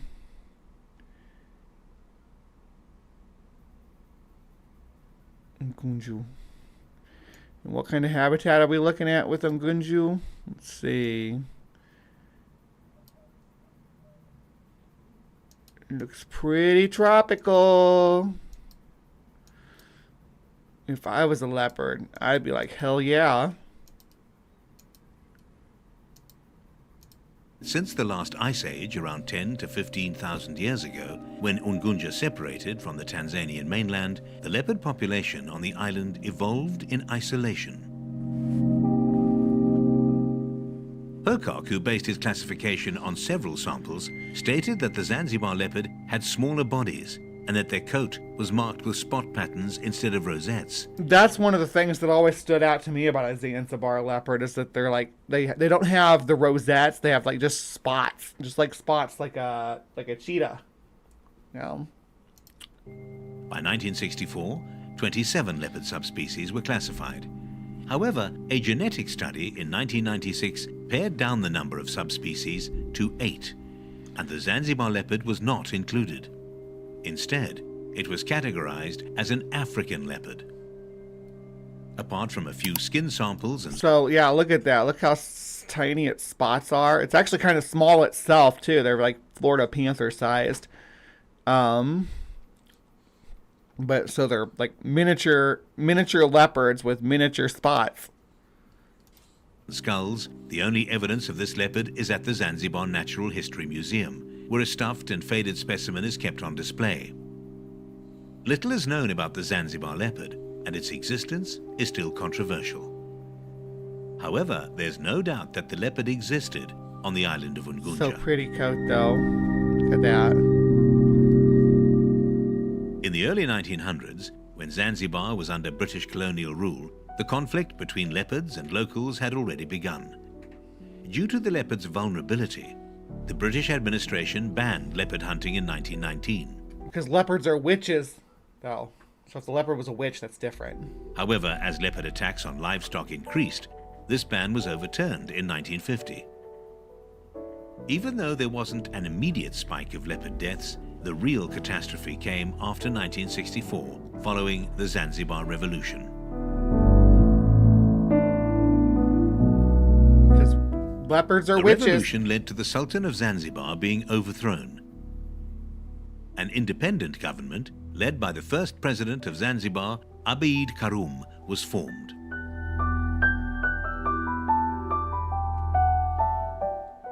During this time, a man named Kitanzi emerged as the leader of a hunting group. A reputed hunter and magician, he initiated a mass-scale extermination of leopards. Though his connection with the new government is unclear, it is believed that the president supported Kitanzi and may have initiated the Kitanzi campaign. This campaign was a deadly initiative which targeted both leopards and witch doctors. Among locals, there is a belief that certain witches own leopards that are completely under their control. That's a hell of a familiar. A leopard. Sure beats a house cat. These witches have the ability to use leopards for various evil deeds.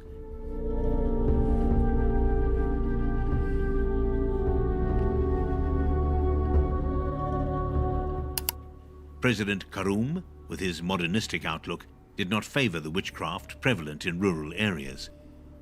He considered it a hindrance to national development. Thus, witch hunting became an integral part of the... So, witches are holding them back, not witch hunting. But witch hunting, that won't set them back at all. That's the modern solution to hunt witches. Kitanzi campaign. Ah. It's believed that Kitanzi never hunted himself, but operated a group from Muangoni that included over 20 hunters. The operation was carried out in the south-central part of the island. Reportedly, the hunters killed and sometimes even ate leopards. Yikes. But after President Karum's assassination in 1972, the campaign slowed down, although leopard hunting still continued. Due to Ungaja's small size, it's questionable whether the island ever supported a large leopard population. But whatever the population that inhabited Zanzibar, it was decimated by hunting and policies that threatened its habitat. With scarce records from Kitanzi's days, there's no official count of how many leopards were killed. But according to some sources, leopards and even witchcraft drastically reduced after the Kitanzi campaign. You don't say. Yeah, I'd say that if there's anybody practicing that witchcraft and they were being killed, that probably would be a good idea to kind of lay low. That reminds me of, you can't stop talking about trans people, but reminds me of the notion that, they're reeling it back, everybody's detransitioning, the trans people are going back, are detransitioning. It's not that they're detransitioning, it's that they're hiding back in the closet because the political climate turned to shit. Holy moly. Right? But however, some villagers of Unganja claim that leopards were not completely annihilated. Reported sightings and signs of their presence, though unverified, may mean that the Zanzibar leopard could still be alive. I hope. I doubt, though. Well, that's one of the ones that Forrest Galante thinks he's found, but I'll see. All right. Maybe we have time for one more. So, actually, there is one. Shit. How am I going to do this? We've talked about those two before. Let's just jump ahead.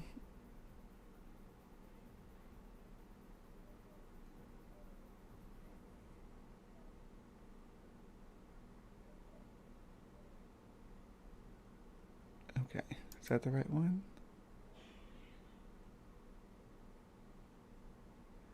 No.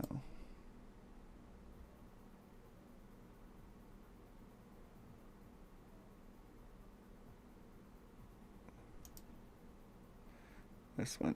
All right, let's jump right in. We're about to open up a scientific cold case, an investigation this into video a really mysterious... would not let me save it to the playlist, so I had to do it separately because it's like targeted towards kids. But it gives predator us that used to roam the North American pretty coastline, good idea. only to vanish before we ever really got to know it. This is the story of the sea mink. I want you to picture the scene. It's March 1850. We're on the rocky shores of the North Atlantic. You can feel that sharp, salty air, the smell of low tide. And the only things you can hear are gulls crying and the sound of icy waves just crashing over and over against that granite coast. And this is where our animal comes in. It's March, which means it's the absolute peak of its breeding season. The males, they're big, they're muscular, and they are just relentlessly patrolling their territory, leaving these pungent scent marks everywhere to warn off any rivals. They're aggressive, they're focused, driven by this powerful instinct to find a mate. So for the sea mink, this is no lazy stroll on the beach. This is a high-stakes, all-out competition for survival. Now, here's the really wild thing about this whole scene I just... A lot of people haven't even ever heard of a sea mink. Of course, a lot of people have never heard of a lava bear either. I'm hoping to introduce you all to some new, more obscure cryptids. Described. It's a total reconstruction because the sea mink, it's gone. It's actually one of the only mammals in North America to go extinct after Europeans arrived. And the biggest twist of all, Science didn't even formally describe it as its own species until 1903, long after the very last one was gone. We're literally investigating a ghost. So how in the world do you study an animal that left behind no living subjects? No photos, not even a complete skin? Well, you have to become a detective. All we have are these little This is my favorite part of all this, is doing the detective work. That's what I like. That's what this show's built on. Fragments, these clues left behind. And it's our job now to piece together the story of this ghost on the coast, Neovison macrodon. So our first set of clues, they come from deep in the past. We're talking about bones and teeth that have been dug up from these ancient shell middens, which are basically the trash heaps left behind by indigenous peoples who lived along the coast of Maine for thousands of years. Let's see what these bones have to tell us. The very first thing these bones just scream at you is the sheer size. The sea mink was... Some people will say, oh, the sea mink is just an American mink, but like the size of them is, and the coat is different. Was a giant. I mean, it could get up to 36 inches long, which is way bigger than its living relative, the American mink. It was just a more robust, powerful animal all around. It even had a coarser, more reddish coat, totally adapted for a rugged life out on those coastal islands. So a question you might have is, okay, how does this animal relate to us? Well, this chart here shows you exactly where we all fit on the tree of life. You can see we're both in the kingdom Animalia, we're both mammals, but right after that, our evolutionary paths... It just doesn't show humans at all, though. It just shows the two species of mink. Just split. The sea mink belongs to the order Carnivora and the family Mustelidae, that's the weasel family, while we're primates. So yeah, we're fellow mammals, but we're very, very distant cousins. And the clues in the bones get even more specific. Get this. The sea mink's scientific name, macrodon, literally means big tooth. And its teeth were wider and blunter than the American minks. Crushing teeth. This is a classic adaptation for a piscivore, an animal that eats fish. But it wasn't just eating soft fish. Maybe it was crushing I'm just like the sea mink extinct. Maybe I'm like the piscivoran, and I have really big teeth. This is what it sounds like when gulls cry. Hard shells of crabs, mollusks, and all kinds of tough coastal prey. Its own name tells us exactly what was on the menu. Okay, let's move on to our next set of clues and see how this all builds. We're going to shift from ancient bones to actual historical eyewitness accounts, specifically from the fur traders and the indigenous peoples who knew the sea mink as a living, breathing animal. This quote from a fur trader named Manly Hardy is just incredible. He's not just talking about the size, he actually mentions a totally different smell, which probably came from its marine diet. And he confirms so they probably smelled a little bit fishier. Exactly what we suspected. It's like a seal. Seals are stinky. Y'all ever walk up on a colony of seals? Ooh, you smell them before you hear them. Huge size made it a prime target. The traders knew for sure that this was not just another mink. And you know, long before any European traders showed up, the indigenous peoples had already made this distinction. The Passamaquoddy people had two different names. A regular mink was Sayakazuak, but the sea mink was called Supeki Sayakazuak. That little prefix. They did fill a similar niche to sea otters. Actually, they're more like marine otters. I'll get to that in a second, too. Supeki. Oh my goodness. It means saltwater. It's basically linguistic proof that the people who knew this ecosystem best had always recognized a unique creature of the coast. So we've got bones, we've got teeth, historical accounts, and even linguistic evidence all pointing to this really distinct animal. But this is where we get to the central scientific controversy that's been swirling around the sea mink for more than 100 years. Was it a real species or was it just a subspecies of... They put it in a completely different genus, though. That's what gets weird. It makes it weird to me. Years. And this really gets to the heart of the debate. On one side, you had scientists arguing that the bigger skull and those unique teeth absolutely made it a separate species. But on the other side, you had people who knew the animal firsthand, like that fur trader. I don't think the distinct indigenous name makes a difference, but I definitely do think the anatomical stuff does. Like, we just talked about tigers, which were jaguars. Common names are just that exact.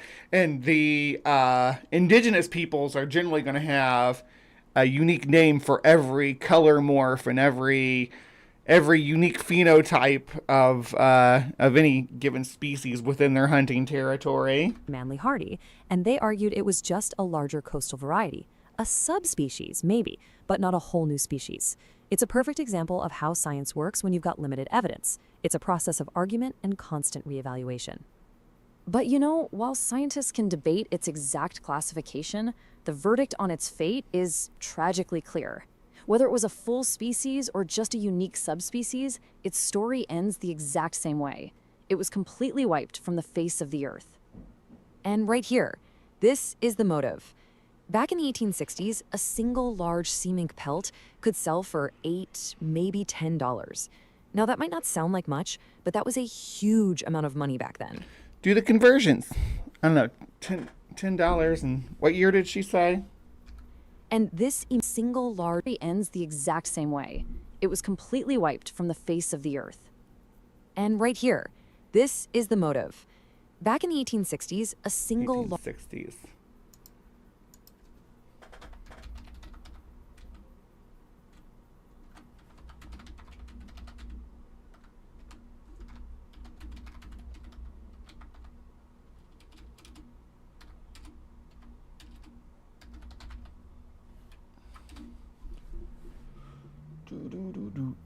It's about $400 a pelt. You know, that's pretty impressive. Large sea mink pelt could sell for $8, maybe $10. Now that might not sound like much, but that was a huge amount of money back then. And this immense value, all because of its large size, created this relentless, totally unregulated hunting frenzy that the sea mink population just could not survive. But the story doesn't quite end there. The ghost of the sea mink still kind of echoes in that ecosystem today. On the very same islands where it used to live, its smaller relative, the American mink, is now sometimes found hunting the chicks of protected seabirds like puffins. It just goes to show you that the role of a top coastal predator is still active. But again, that's the same thing like we talked about with the jaguars coming back. They're coming back, but it's not the same group. They're not the ones that lived there for millions of years and were specialized for that habitat. Animal. So we're left with this question, right? The sea mink is a ghost, a story that we've had to piece together from bones and old memories. Its extinction wasn't just the loss of an animal. It was a loss of genetic uniqueness, a loss of a key player in its ecosystem, and a loss of a creature we never even got to study while it was alive. So what does its story, this really sad tale of a forgotten predator, force us to consider about the other unique coastal animals that we might be taking for granted right now? All right, so if we go to this, I actually did find someone claiming to have captured one on camera. Now it is very red, and this kind of looks at, I mean, there's nothing really for a good scale, but it does look pretty large. And it's gone. Amidst the whispers of wind through the African savanna, and the echoes of tales told. Amidst the whispers of wind. Let's watch it again.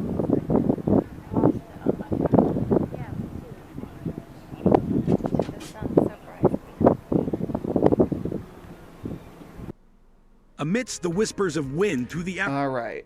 So then it goes on to this. So there's still more to cover. I didn't get through in a fraction of what I had laid out for this. So we still have the black wolves of Florida, the Mexican grizzly bear, the Barbary lion, and then the Caspian tiger and the Javan tiger. So two species of extinct tigers that are still excited or have been recently rediscovered. But we're not going to get to those today because, yeah, we're out of time. I overstuffed this episode, but that's in a good way. I promise that's in a good way, and I mean that in a positive way because it gives us something to come back and revisit at some point when we want to explore more extinct carnivorans. But there's also, outside of carnivorans, one of the ones that I really want to talk about at some point is the Helena manatee, which is a weird alleged subspecies of manatee that lived on Helena in the South Atlantic. But we'll get to that eventually. So we've explored quite a few areas of the world. We went from, let's see, we had Zanzibar, and then we were up here with the sea mink, out in Oregon with the lava bears. We visited the Carolinas to talk about their lost jaguars. What else? And then, yeah, we went to Japan and looked at some lost wolves from their big island. Yeah, from this island right here, the Honshu wolf. So, which one of these critters would you rather was still alive? Which one was your favorite to learn about? Did you know about these creatures? I think a lot of people didn't know about the lava bears and didn't know about the sea minks.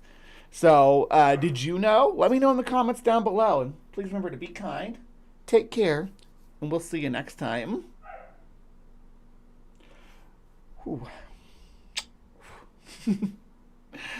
All right. Thank you so much for sticking with me through this breakdown of Cryptic Corner. Don't go anywhere. We got some Bullshido to whet your palate on coming up next. I don't know if you know what Bullshido is, but you're going to find out. So, yeah. Appreciate you for sticking with me, though. And I will be back in just a few minutes. We're talking about is licking toads to get high. Now, for years, various Indians of Central America have ingested the hallucinogenic secretions of toads, but that practice, according to the Drug Enforcement Administration, is against the law. At first glance, the toad does not look like a criminal.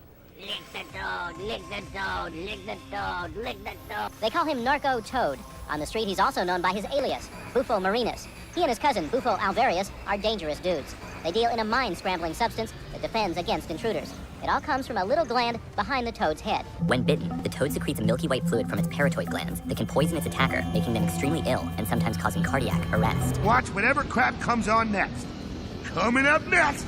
Live from the Hive. The organization took to their Facebook page last week to caution visitors not to lick the Sonoran desert toad. Don't lick it.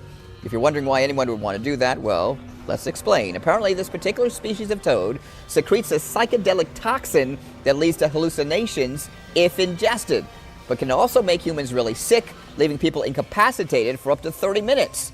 Well, the NPS didn't say if a particular incident prompted their public service announcement, but a recent report from the New York Times says there has been an increased demand for the poison recently. Perhaps that's the reason the Park Service felt it necessary to remind visitors not to lick toads. Ew, gross, man.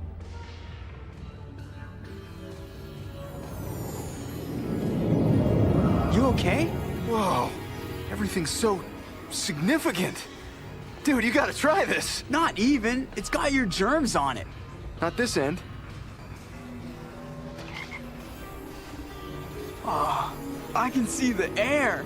And you know what else? The hallucinogenic compound of bufotoxin sometimes do create a feeling of airiness or flying and things like that, and we believe that the witches flying around on broomsticks is probably due to the toad component of the witch's brew. While the psychedelic bufotine has been detected in dozens of toad species, Bufo alvarius is the only amphibian known to biosynthesize its O-methyl homolog, 5-MeO-DMT. The toad's neck and limbs carry numerous protuberant glands marked by pores through which venom is excreted from subcutaneous lobules that contain the enzyme responsible for biosynthetic conversion of bufotine to 5-MeO-DMT, in addition to the production of other tryptamines and cardiotoxic steroids. Ooh, check it out, man. The licking toad. Yeah, licking toad, man. Lick the toad. The National Park Service says if you see a toad in the wild, keep your tongue in your mouth. That substance is bitter and foul tasting. It blocks nerve transmission. It can affect the heart. It also can get you high.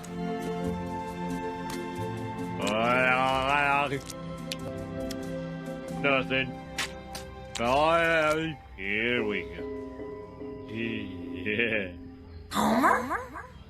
Huh? These are crystallized secretions from a toad. A substance like this killed 4 people in Australia last year. In fact, possessing the secretion with intent to use it to get high is a federal offense. In order to do any legal action against a person, we'd have to prove drug intent, that you, like conspiracy to lick a toad or conspiracy to sell a toad to lick or something of that sort. Anything yet? Are you sure you're licking right? Yeah. I don't get it. It's supposed to pack an awesome buzz. If you want to get one of these toads, forget it. The zoo tells us that Bufo marinus is restricted in California. The toad has been introduced in places like Florida, and it's done a lot of damage there. It's also a potentially dangerous toad, and certainly one you would never want to lick. Sylvia? Never. Ever? Ever? No. Okay, thanks. All right. Hello, my beauties and bees, and welcome to another Week in Weird. We've covered a lot of mystic arts through the months that I've been doing this show. I don't know if I can list them all off. We've done pyrokinesis. We've done telekinesis. We did tempestary weather control.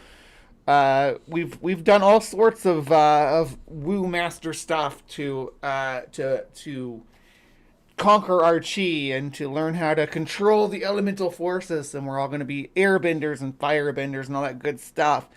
But there is one area of mystical woo that for some reason people still believe in. It goes by many names, but the most common name used in the community that derides this is Bullshido. Bullshido is based around the term bullshit and the Chinese Bushido.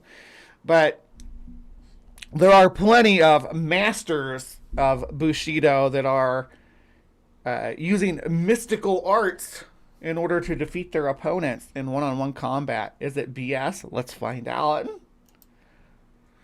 Oh, yeah, I forgot I gotta do this. There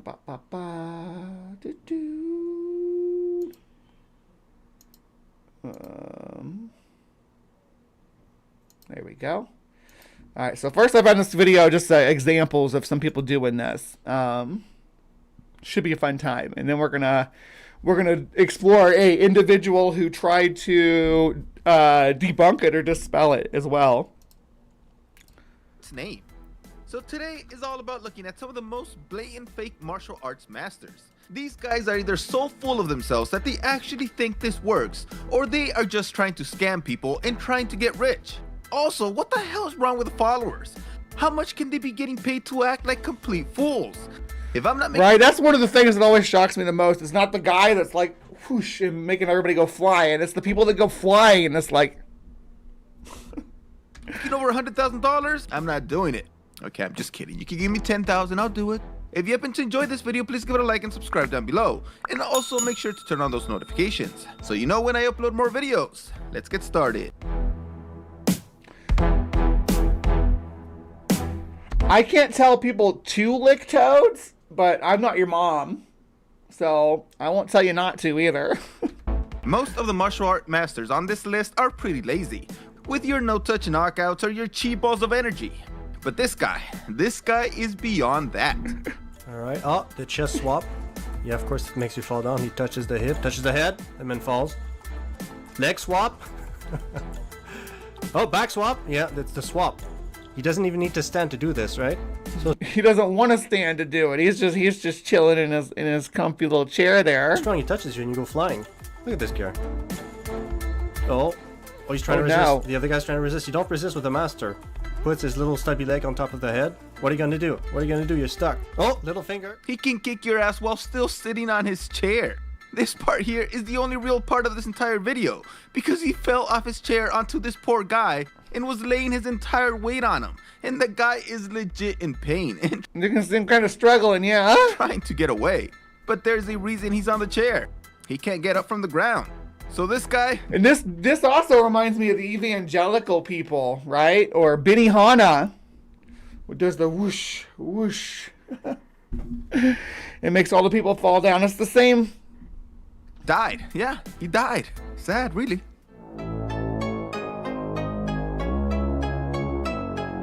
What the hell? This guy has mixed dancing with martial arts, and not in a good way like Vasily Lomachenko. Corporate dance. In fact, some of them can be classified as only dance. But this one took it to the extreme on both levels. He has mixed like 3 different dancing styles into one hilarious martial art. He's doing like river dance. And of course, it comes from Russia. Those are some pretty good pirouettes, and the way the other guy throws the kicks right to his hands is just amazing.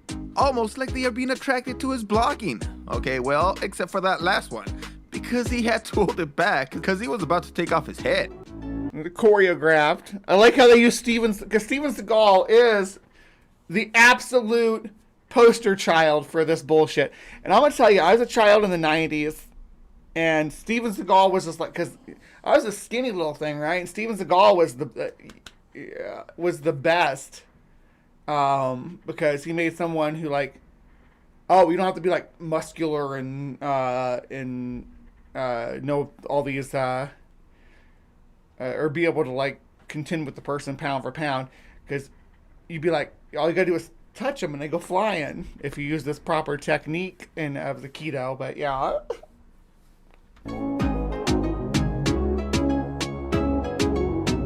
I have no idea what this is, but I'll tell you what, it's pretty insane. Well, I'm glad you like this fake martial artist versus real martial artist videos, because we're gonna follow someone trying to get a fight debunking Aikido. I have a clip from a Swedish TV show, a TV morning show that I think you'd get a kick out of. It's all about New Age festivals that took place here in Sweden some years ago, and we got to see how Steven Seagal Steven Seagal a really I'm reading two comments into one because of the way this is laid out. Steven Seagal is a really big dude. Yeah, he's especially big now. He's like but he was never like throwing his weight into it. He was always like just flailing his arms around, and people were like flying all over the place. Yeah. Yeah, no, I didn't mean that Steven Seagal's not a big dude. I'm saying the techniques that he allegedly taught you could be used by anybody. Like that was his big message. It's like, you don't need to, use your opponent's weight against them and all that. But it was really just, I think it's all choreography and dancing, really.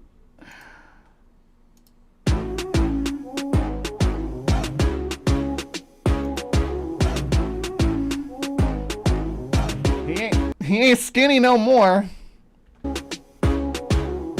This guy appears to have mastered the art of the rope exercise, and he will make you move just like the rope by just barely moving his arms. Why are there so many white people here falling for this guy's bullcrap? Are they so lost and everybody just bounces off like they're crazy balls, like they're super balls. Need anything to belong to, even if it means you have to hop around like a freaking kangaroo.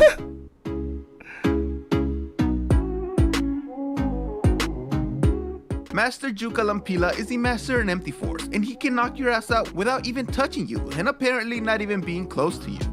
Skeptics in Barcelona made him look like an idiot, so you should go see that video. It's pretty funny. Yeah. Yeah, we're gonna see people getting. Don't worry, we're gonna get there. Thank you.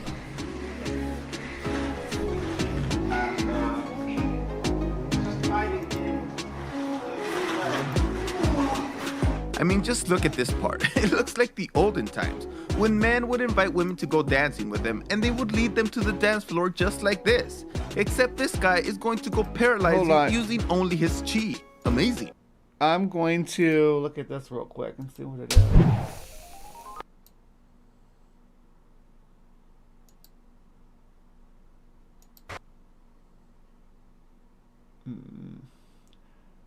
I can't read it, but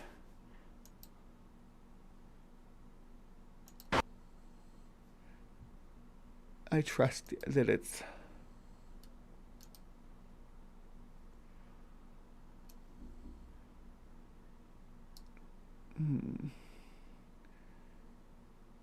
so they're probably not speaking English, but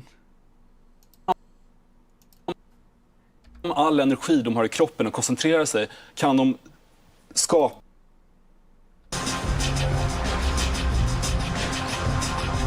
Cargo pants to the beach, barefoot. In energin. Titta upp, andas in, titta upp, andas in, för in energin, ner. Yes. Eller, håll. What the fuck?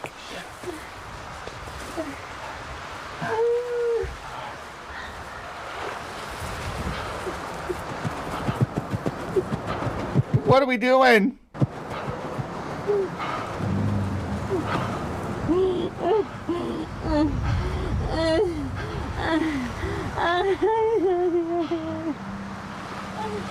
What the hell just happened? He got grand smashed into her. She got a bloody nose? Where were you guys? Where the fuck were you guys? What the fuck did he say? Where were you guys?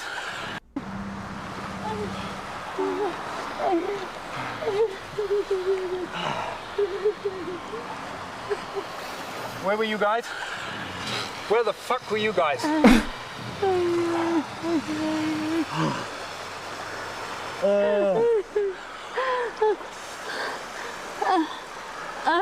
Vad hände där?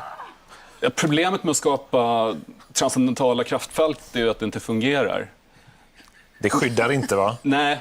Tycker jag det ser ut som. Det är svårt. Och det är ju väldigt lätt att göra sig lustig på de här stackars människornas bekostnad. Men det fina med den här dokumentären är anledningen till att det inte bara...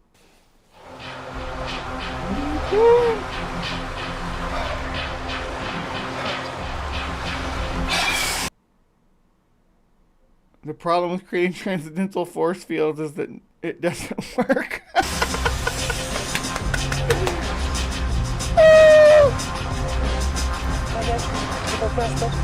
In energin. Titta upp. Andas in. Andas in. Titta upp. Andas in. För in energin. Ner. Yes. Släppa där!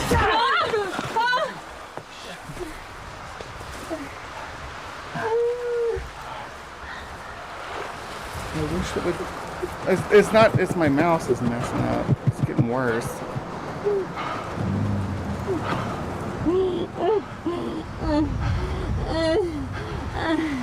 Oh, let me change the language.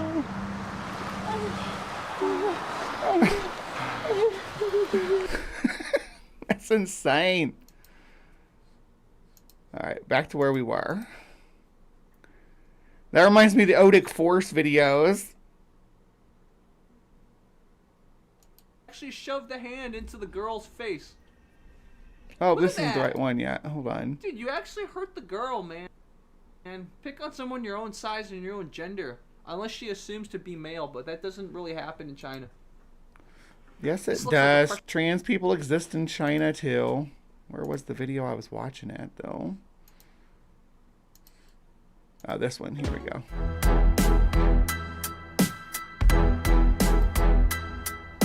This is a Vietnamese martial artist who is so strong that he can make his opponents do a really terrible robot dance.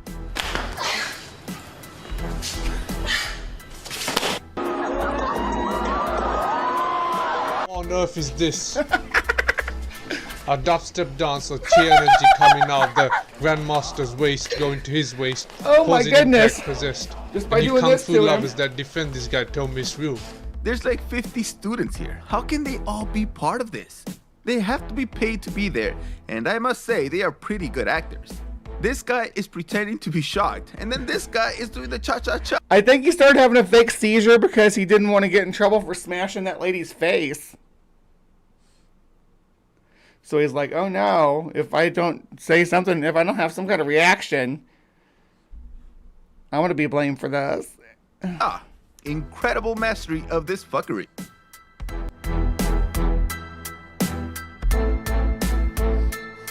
Here we have the famous master George Stillman in his own style called Ryokyu Kempo Karate. This guy believes that he can use his chi to knock out people without touching them. But this guy and his techniques were famously exposed on National Geographic, and he had a ton of excuses. The skeptic was a totally non-believer. Plus, but if the guy had his tongue... So if you can be defeated just by not believing... If you can be defeated by someone not believing that your fighting style works, then your fighting style doesn't work.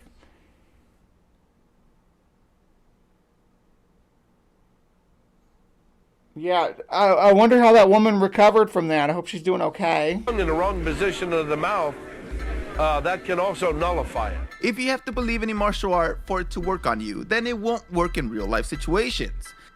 It's not like a placebo effect that you can just give to criminals by just standing in a certain stance and they just fall down. They won't know what the hell you are doing and then they will just stab you. Right? Like, you can't use these in the real world. You can't use Bullshido to stop a mugger. Could you imagine someone's like, pull out a knife, give me all your money, and you're like, why didn't you go flying?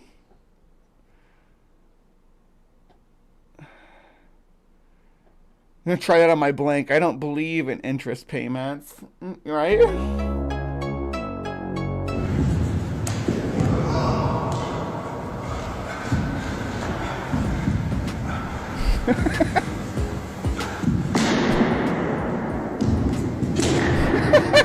Look at this part where this guy throws that kick and the master isn't moving. So he has to hold himself up like saying, are you gonna do something or am I supposed to hold this stance forever? This guy apparently has the ability to grab our special hidden marionette strings and move us around at his will. Oh, you didn't know that there were strings attached to you? Well, you have a lot to learn about this make-believe world this guy is living in.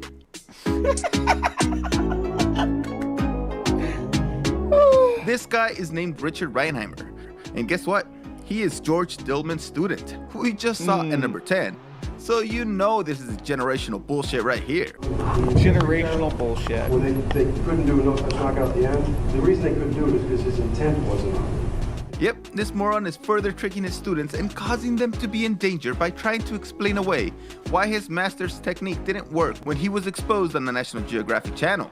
Okay, so now, only if the other guy is fully intending to hurt you will this work against them. But how do you explain your students?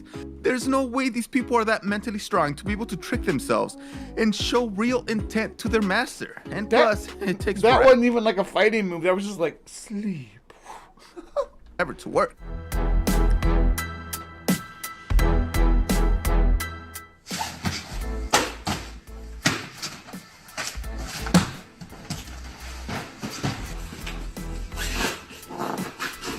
My dad brought a faith healer to my mom's room after she had her stroke. I asked him to leave after the real medical professionals made multiple attempts to come do their jobs. On the way out, he told my dad that there was a spirit of disbelief in the room.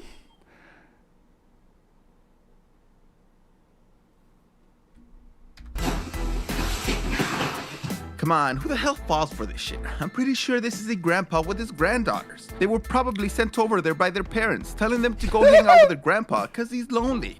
I mean, they don't even fight back. At least in some of the other videos we see, the students pretend to throw some real punches.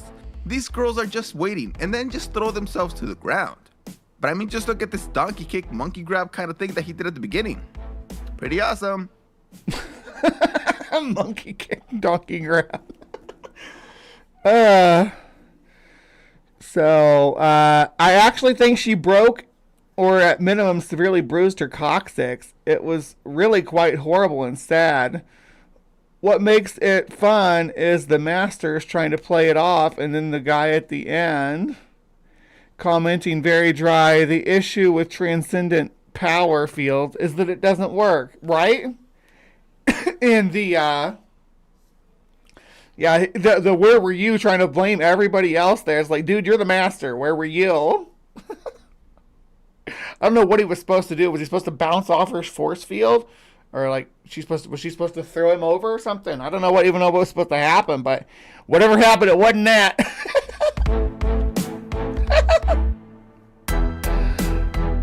This old man, who should be playing golf, invented this martial art called Yanagi Ryokin Deatori Aikido. And of course, it's a joke. He has deluded himself into believing this key is so powerful. He's defeating them without touching them. Oh my. His students are just flying to the ground after he waves his magic hands. If you notice though, the students are really careful to attack him only when he is looking at them. That way they won't accidentally hit him. They're like, are you ready? Well, that's like ninjas in any movie, right? They you gotta attack all at in martial arts. They teach you to attack one at a time because that's how the real world works. People don't jump up and like a whole bunch of people get on one person. That never happens. 4th degree black belt in Bullshido here. Yeah, native atheist. That's amazing. That's an impressive resume that you have there. Are you ready? Here I come. Oh, here I go flying away. Dumbasses.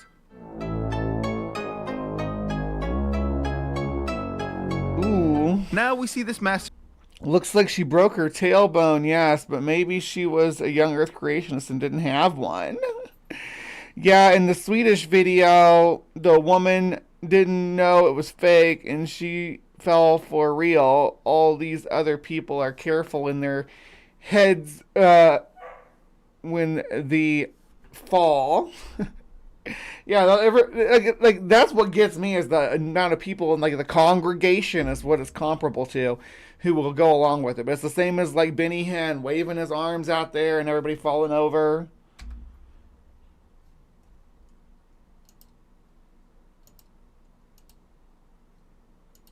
Play. To rely on one of his students to knock him down using her energy projection power for the very first time.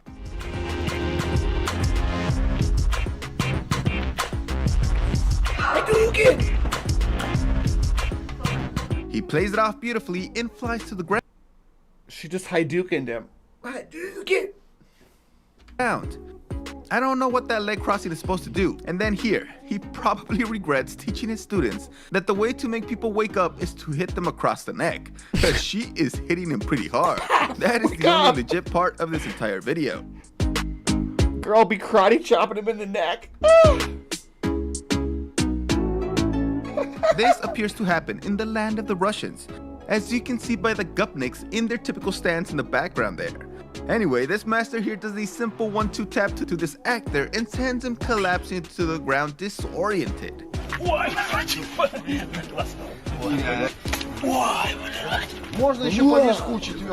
He seems to be doing a demonstration for some random guys, but none of them are laughing. I don't get it. If someone tries to sell me on this crap, I wouldn't be able to get off the ground either, but it would be because I would be, for the first time in history, I would be rolling on the floor laughing.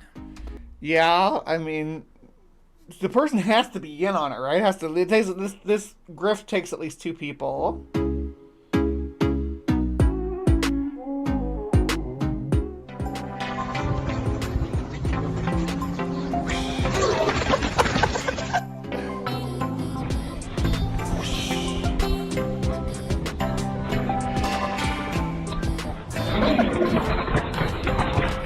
Why is it that every time we see these so-called no-touch masters, they always have a bunch of idiots playing along, dressed the exact same way? And no, they aren't wearing the typical standard white gear. Because they're extras. They have specially made outfits that make them look like they are part of a cult. That promotes love. Yeah, this is it. This guy is so powerful that not even 6 people could stop his magical swipe that sent them flying like if a bomb just went off in front of them. Or they are just playing along with this deranged old man trying to make him feel good. Gandalf and Saruman fighting, right? The donkey kick is still the best, I think.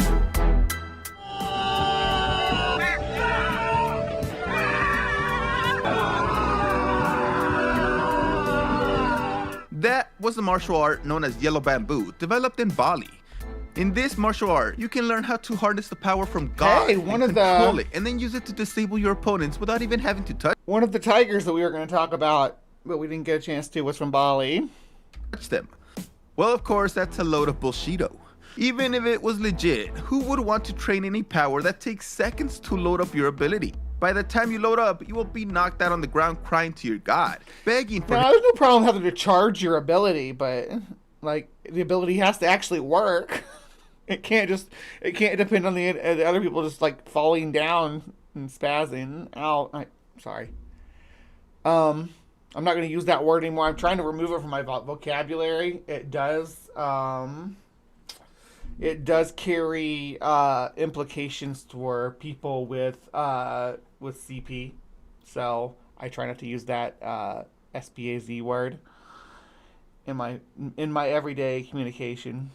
Just so you know, it's basically like a slur. Like people with CP were called spazzes and stuff, or spasmatics, which is what it's short for.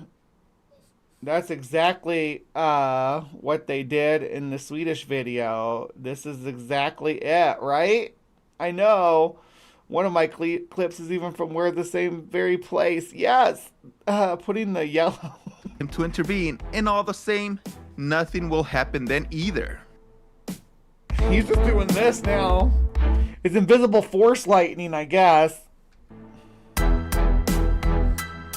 That guy is named Antonio Lee, and he is a Greek martial artist, or supposed martial artist, because wow, does he look terrible. He is apparently a Jeet Kune Do master, and has even changed his last name to Lee, just so he can be more like Bruce Lee. Does he look like a master? She doesn't look impressed.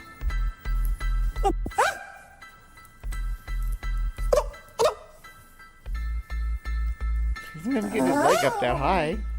Here he was supposed to be imitating the great Bruce Lee, but instead he shocked the world and left the host baffled by his actual abilities. I can't believe she didn't start laughing and come out thinking that this was a prank on her by the producers. Pretty professional.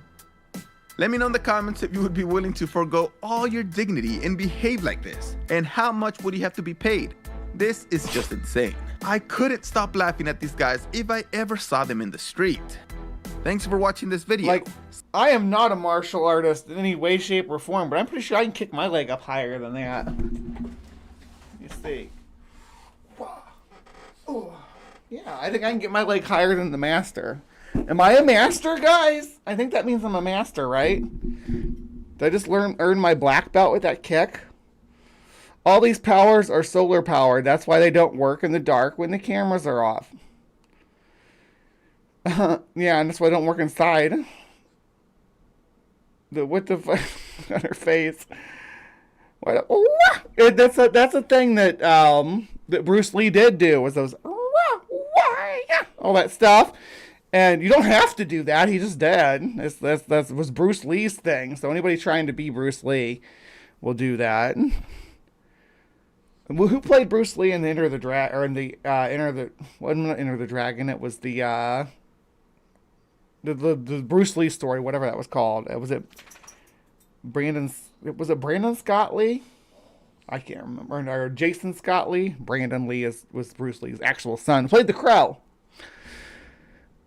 And he didn't scream when he fought either. But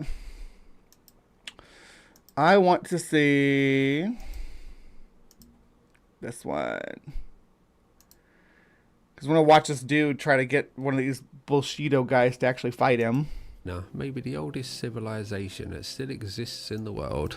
A land of rolling hills and beautiful landscapes. A long, rich history and excellence known for its architecture, political and cultural ideas, and fantastic food. Oh yeah, and Bullshido.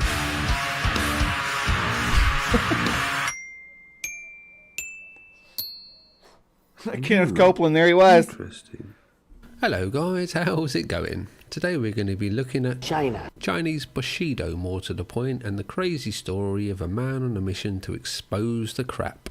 But before we get to the story of Xu Xiaodong, let's take a look at some of the fine examples of Bullshido that he is trying to combat.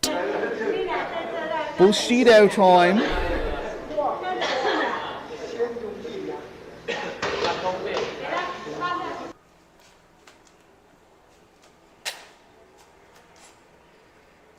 Gotta practice.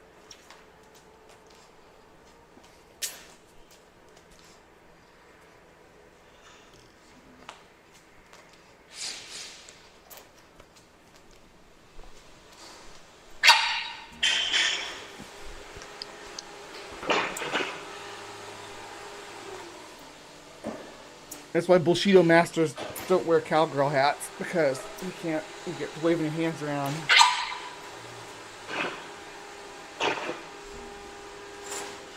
That guy's face is insane. So I don't think this next one is Bullshido really, but well, just take a look.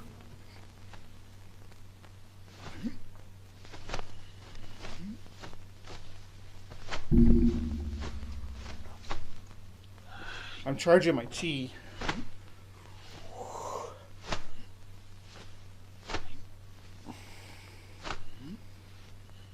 Oh, sorry. I'm sorry, Tommy. I didn't know my chi was that powerful. Here, let me see if I can pull you back up. Ooh. Did that work? He's punching himself in the balls. What the hell? Ah!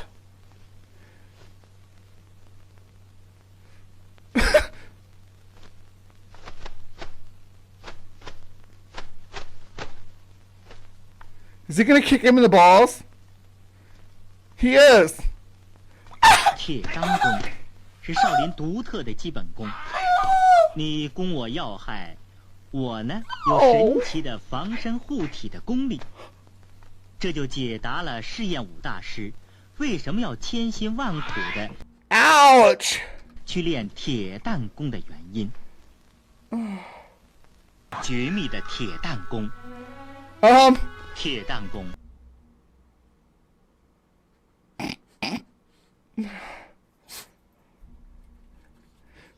That is not how I smooth my Zen garden out. 又名少林下步行功，还有的称之为金蝉功，属少林72仪中阴柔之劲路绝密神功，专练人之肾部的功法。Taking farming to the next level. So this seems to be a bit of a thing in China.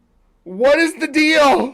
And yeah, I mean, it seems pretty hardcore stuff, which I don't think I could do, so fair play to them, but, you know, fuck that. 1, 2, 3, 4, 5, 6, okay. You kick, okay. Revenge. What? And let me make this clear, you know, hello, here's Nyla. Say hi, everybody. Hi. We'll go outside in just a little bit, okay? I gotta finish the show. I think she's gotta go potty. But, like, I as someone who works as an impact dominatrix, ouch. Like, what they're doing here, like, there are people that are into this. Don't get me wrong, but, like, not as a martial arts thing. Oh. Say, look. We got a side So let's start our little story, and we can stop off some other places along the way. So Xu Xiaodong, otherwise known as the Mad Dog, was born in 1979 in. This is our guy. He's kind of cute too. He's an actual fighter. Beijing, China. In his younger years, he trained in Sanda, which is a form of Chinese kickboxing, and he turned out to be a pretty talented fighter. As time went by, Xu had more and more fights and was on the way up, until he fought Andy Pai, a Chinese Brazilian jiu-jitsu practitioner. Xu, shown here in the blue trunks, fought hard against Pai and even broke his arm with a kick, but Pai eventually submitted Xu to win the fight. This seemed to have opened Xu's mind to the benefits of MMA, and Xu started to train in the new style. The Mad Dog became a leading light in Chinese MMA and hosted China's first MMA tournament. Good fighter. Now, China has a long and rich history in martial arts, with a lot of masters being treated like celebrities. These masters have a lot of big claims, like being able to kill. That's a real thing. Monks train iron groin, an iron shirt, an iron head, and iron fist. Yeah.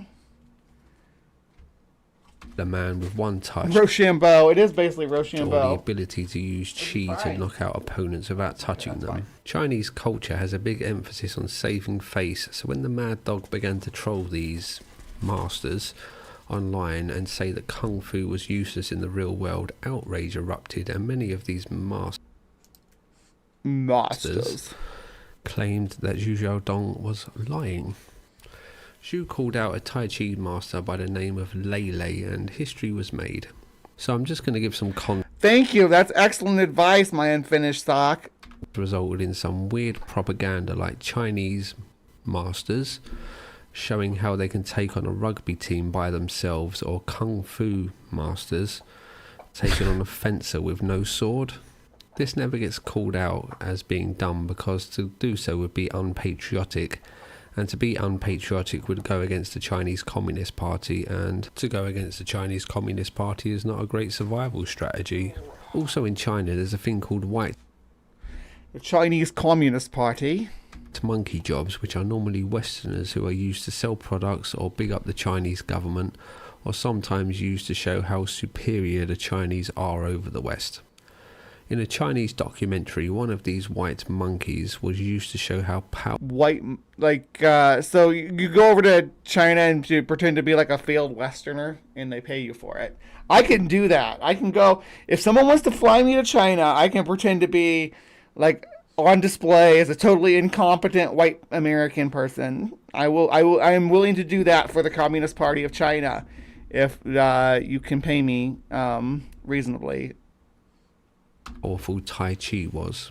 So the white monkey starts off by showing how strong he is against a Thai boxer. Then in steps our man Lele to show how Chinese Tai Chi destroys the white monkey. So after the white monkey has been vanquished, Lele shows off that his Tai Chi is so strong that a pigeon won't fly away, and how hitting a melon with Tai Chi damages the inside but not the outside. So this is Lele, and this is the kind of thing Zhu Xiaodong was trying. Yeah, spanking can damage the subcutaneous flesh without damaging the surface tissue. To talk out against. So, back to the story. Lele was not happy about being called out, and a fight was arranged so that Lele could show off his magical powers by beating this young upstart. This was a fight between the old and the new. Thousands of years of tradition versus a young punk. The Western ideas versus the Eastern ideas. Who would win?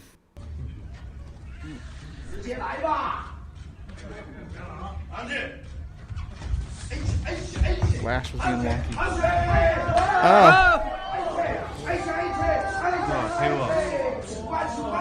Okay.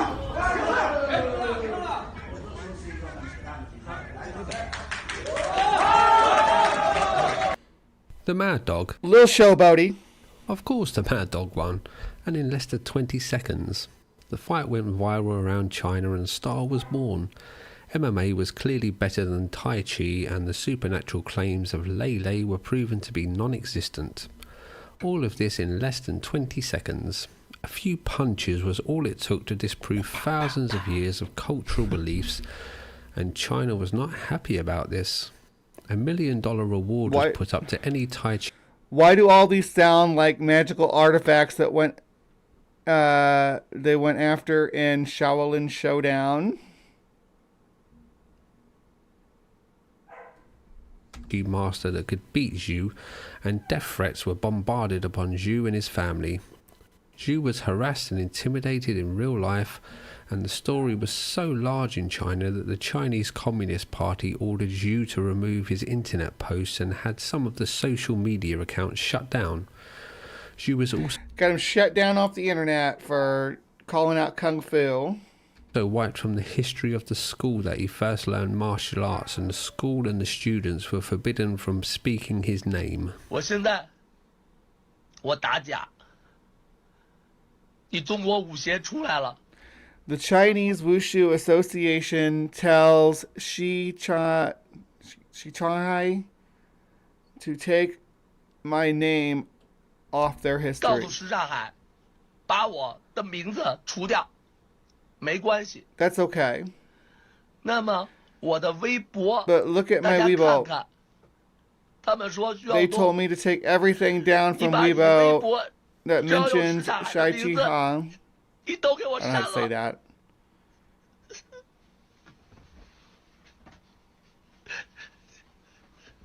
你不许有什刹海 You 的名 can't 字 have 出 Shai 现， Chang appear on your Weibo because you are attacking 因 traditional 为你打你传统武 Chinese 术。 Kung Fu. 我20年待的地方， Erasing a 说 place 没 I 就没了。 spent time at for 20我在我 years. 自己的微博 I had to 上， delete all the posts that 我 showed 写 my 我很 pride 暴露 in 我 being 是 a 什刹海的 coach 教练， at 也不让我 Shai 打 Chang 了， High. 都他妈 I 让 don't know 我 if 删 that's how you 了。 say it again. Because Chinese Wushu Association said that I can't have fame. My current fame is from my hard work in combat. She was understandably pissed off about this, but whereas most people would probably back down at this point, Zhu was not most people. Having your woo-woo protected by the government is kind of insane. It's almost like Kung Fu is the evangelicism of China. He made new social media accounts and continued to call out the fake masters. The story is far from over, but let's take a little break from our Far Eastern tale and enjoy some groovy chi powers. These are the best ones.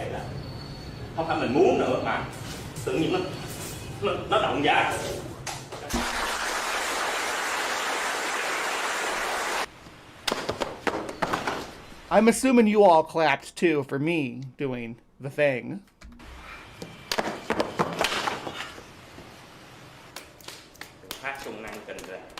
Checking my watch. Oh, he charged it up with chi power. So when you hit it, it blasts it back. Ooh. Is it the same guy?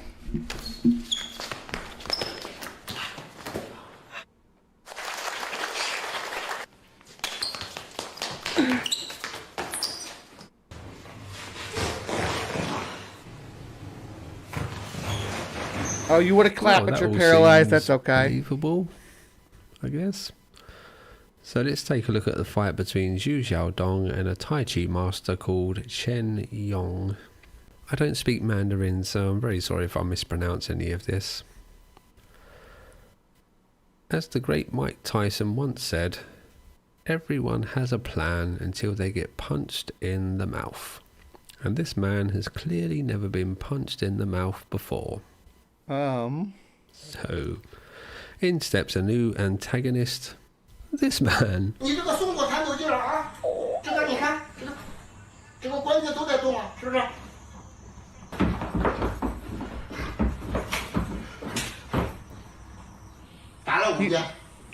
would have made the squad, baby. You're supposed to be applauding my Kung Fu prowess. I don't know. This one's better.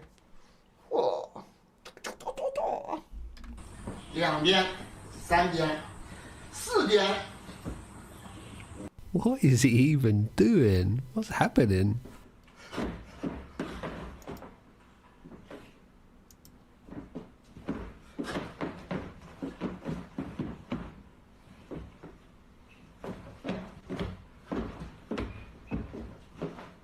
Honestly, I could just watch this all day long. Just have this as the whole video. Just this guy doing this weird little spasmatic dance.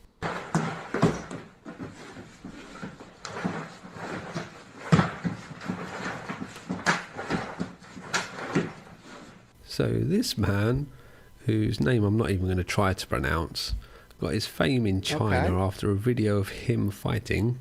An MMA fighter went viral in China. Of course the fight was fake, with the MMA fighter being told that it was just a friendly demonstration, but back in China it was sold as a real fight after the fact, with the Tai Chi master telling the Chinese public that he had defeated the UK's MMA government champion. Sanctioned So will. This guy. Government sanctioned will. It's like, yeah, exactly like ray gun. Fight. Who do you think is going to win this fight? Well, we'll never know, as the police turned up and led Zhu away. No one knows really why the police shut the fight down. Some claim it was the nephew of the Tai Chi master who called the police, and some say it was the Chinese government. Whatever the reason, the fight was stopped. On a side note, this man did fight an MMA fighter after this. Let's see how that went.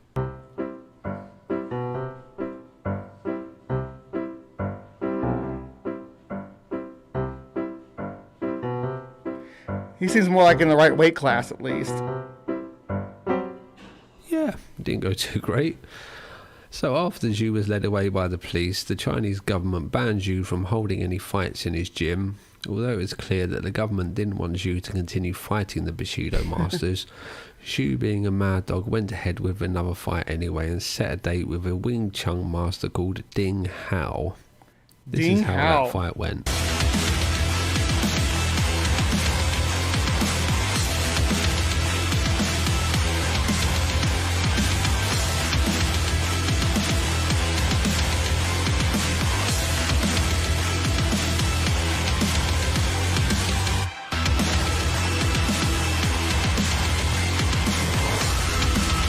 Where are they fighting at, though?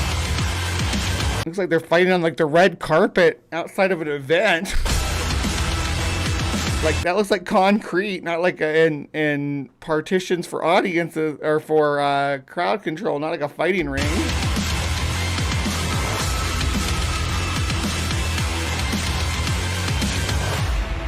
As you can see, the fight was clearly a draw. No, I'm not joking, the fight was ruled a draw. I think Xi's face just says it all, really. The judge did do an interview after the fight. Let's see how he justifies his outrageous decision. So why did you call it a draw? I didn't just look at it from a professional angle. I looked at many layers. It felt like a draw. Which layers? Having the courage to go into the ring. And he didn't get beaten as badly as Lei Lei. Yes, Lei Lei probably slipped. Either way, it felt like a draw. But everyone watching live and online felt that Zedong won without a doubt. Zedong. Ding Hao got knocked down like 5 or 6 times. Doesn't it seem like you've made an error? People can get mad at me and think I'm wrong. I'm the host, I can take it. But I think traditional Chinese Kung Fu took a first step in this ring. But if you take away the context, the match, who do you think won between Zhu and Ding? I don't want to make a judgment because I am not an expert. So after this decision, the Mad Dog set his sights on another Tai Chi master.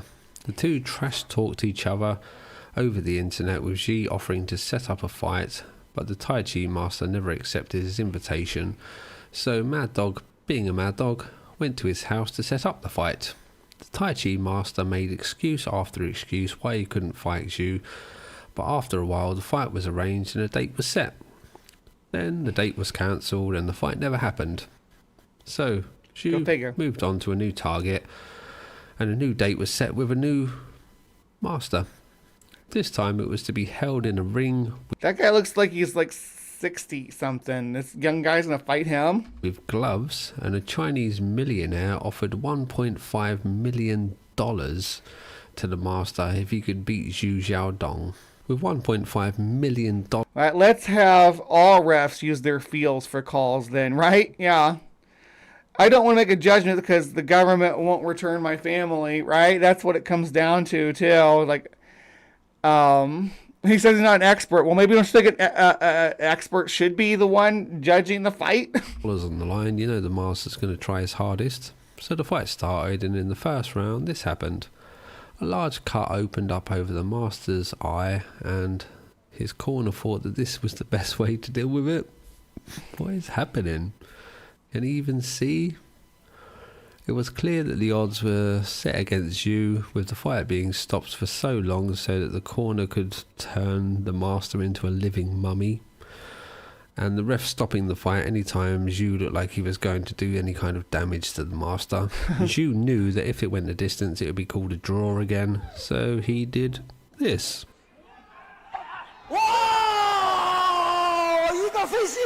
The Mad Dog had another win under his belt, but his joy was cut short when the Chinese government and court system ordered him to pay a $60,000 fine and to apologise for 7 days in a row to a Tai Chi master that he had offended online.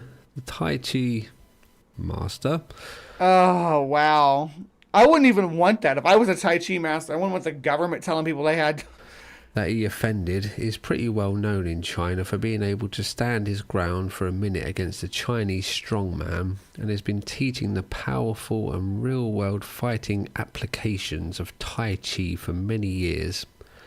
On a side note, this is his student by the name of Huang Zhongda. This powerful Qi master is able to use his Qi to drop people without even touching them. I wonder why he is not defending his master by beating up Zhu Xiaodong. Seems like it would be a pretty easy task for such a powerful human being. Look how mighty he is after all. Anyway, as if it wasn't bad enough that Zhu had to pay a fine and apologise, this resulted in Zhu's social credit score being lowered. So if you're unsure what a social credit score is, here is a quick overview. In China, each citizen is given a score based on if they are doing things that the government likes or if they are doing things... Oh, I bet my government social credits... They sound like a government credit score. I bet my government credit score is probably in the dumps. It's probably in the negative. ...that the government doesn't like. So the mad dog, being a bad boy, now had a low social credit score, and he was banned from owning property, renting property, staying in hotels, going into some shops, any form of government aid or entering government facilities, and banned from using high-speed trains and aeroplanes. He was also scrubbed from the Chinese... Cannot travel now. ...internet and media once again. So now surely this was the end of the mad dog. Surely now he would comply and stop disrespecting the Chinese culture. No. No, no, no. Zhu set up another fight with another Wing Chun master called Liu Gang. But to avoid any more trouble, Liu Gang, not Liu Kang from Mortal Kombat. This is a completely different Liu. Zhu changed his name and painted his face with a foolproof disguise so that no one would recognize him. Great job. So the day of the fight came, and Zhu couldn't travel on high-speed trains or planes, and China is a big place. So how would he reach the fight? Well, he had to sit on small, cramped little trains for 36 hours to reach the fight. Right? This does sound like an episode of Black Mirror. And remember that he can't stay in hotels, so he had to travel for 36 hours with no sleep, then get into the ring, and he still beat the living daylights out of Liu Gang. 万人瞩目的狂人动画，从电视李刚比赛开始了，完了，倒地以后不能击打，倒地不能击打，嘿，因为这次比赛里面，狂人动画真正的发挥起了他的全的力量的优势，不给典狱师。不给咏春李刚任何的还手的机会和时间，我就打近战，我用我的力量狂轰我乱炸。He's a wrecking machine。这样使得李刚他不可能发挥出他的两翼的点穴的技法，他没有机会，根本没有时间。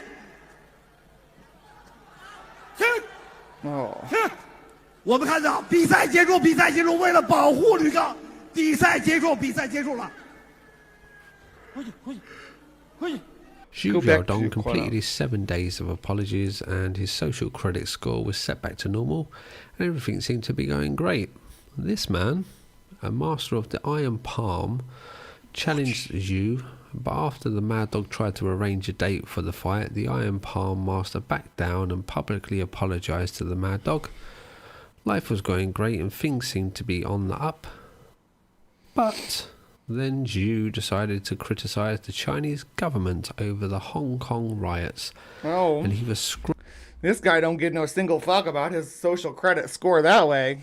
Scrubbed from the internet yet again.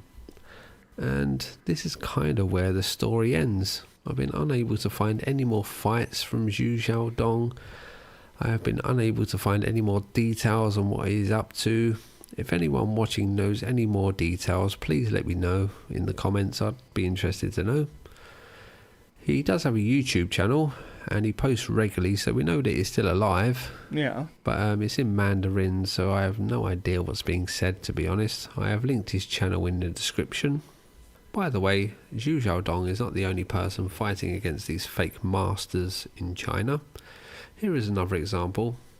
This is what the master says that he can do outside of the ring.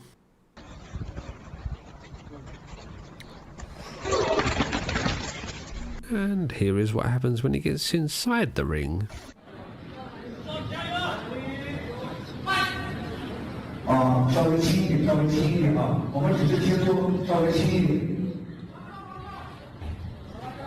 Oh, damn. About to get your socks rocked.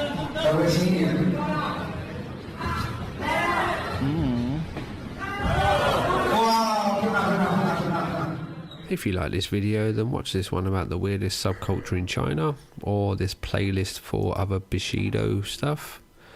If you like it, then like the like button. If you disliked it, then why the fuck have you watched it this whole time? Subscribe and bye-bye. 大众建设日营，出入闪电，闪电不计和睦。 All right, so that was the mystic martial arts and bullshit coming at us pretty hard. What do you guys think? Do you think any of these techniques actually work in the real world, or is it all BS? Let me know in the comments down below. And please remember to be kind, take care, and I will see you next time. All right, live from the Hive audience, thank you so much for sticking around. Glad that we could have some fun today. I do need to get this pupper outside to go potty, though. She hasn't gone potty since 8:30 this morning, so it's been 3 hours. Not good for her little bladder, so I want to take her out. But yeah, I'm watching Nyla now, so that's fun. All right, to my live from the Hive audience, please be kind and take care. We'll see you next time. This shit, bro. Oh, hell no. No. Man. Hey, bro. Hey. Bro, f all that. Hey, Prime, f all that shit, bro. Man, fuck. Hey, f all that. Hey, Prime.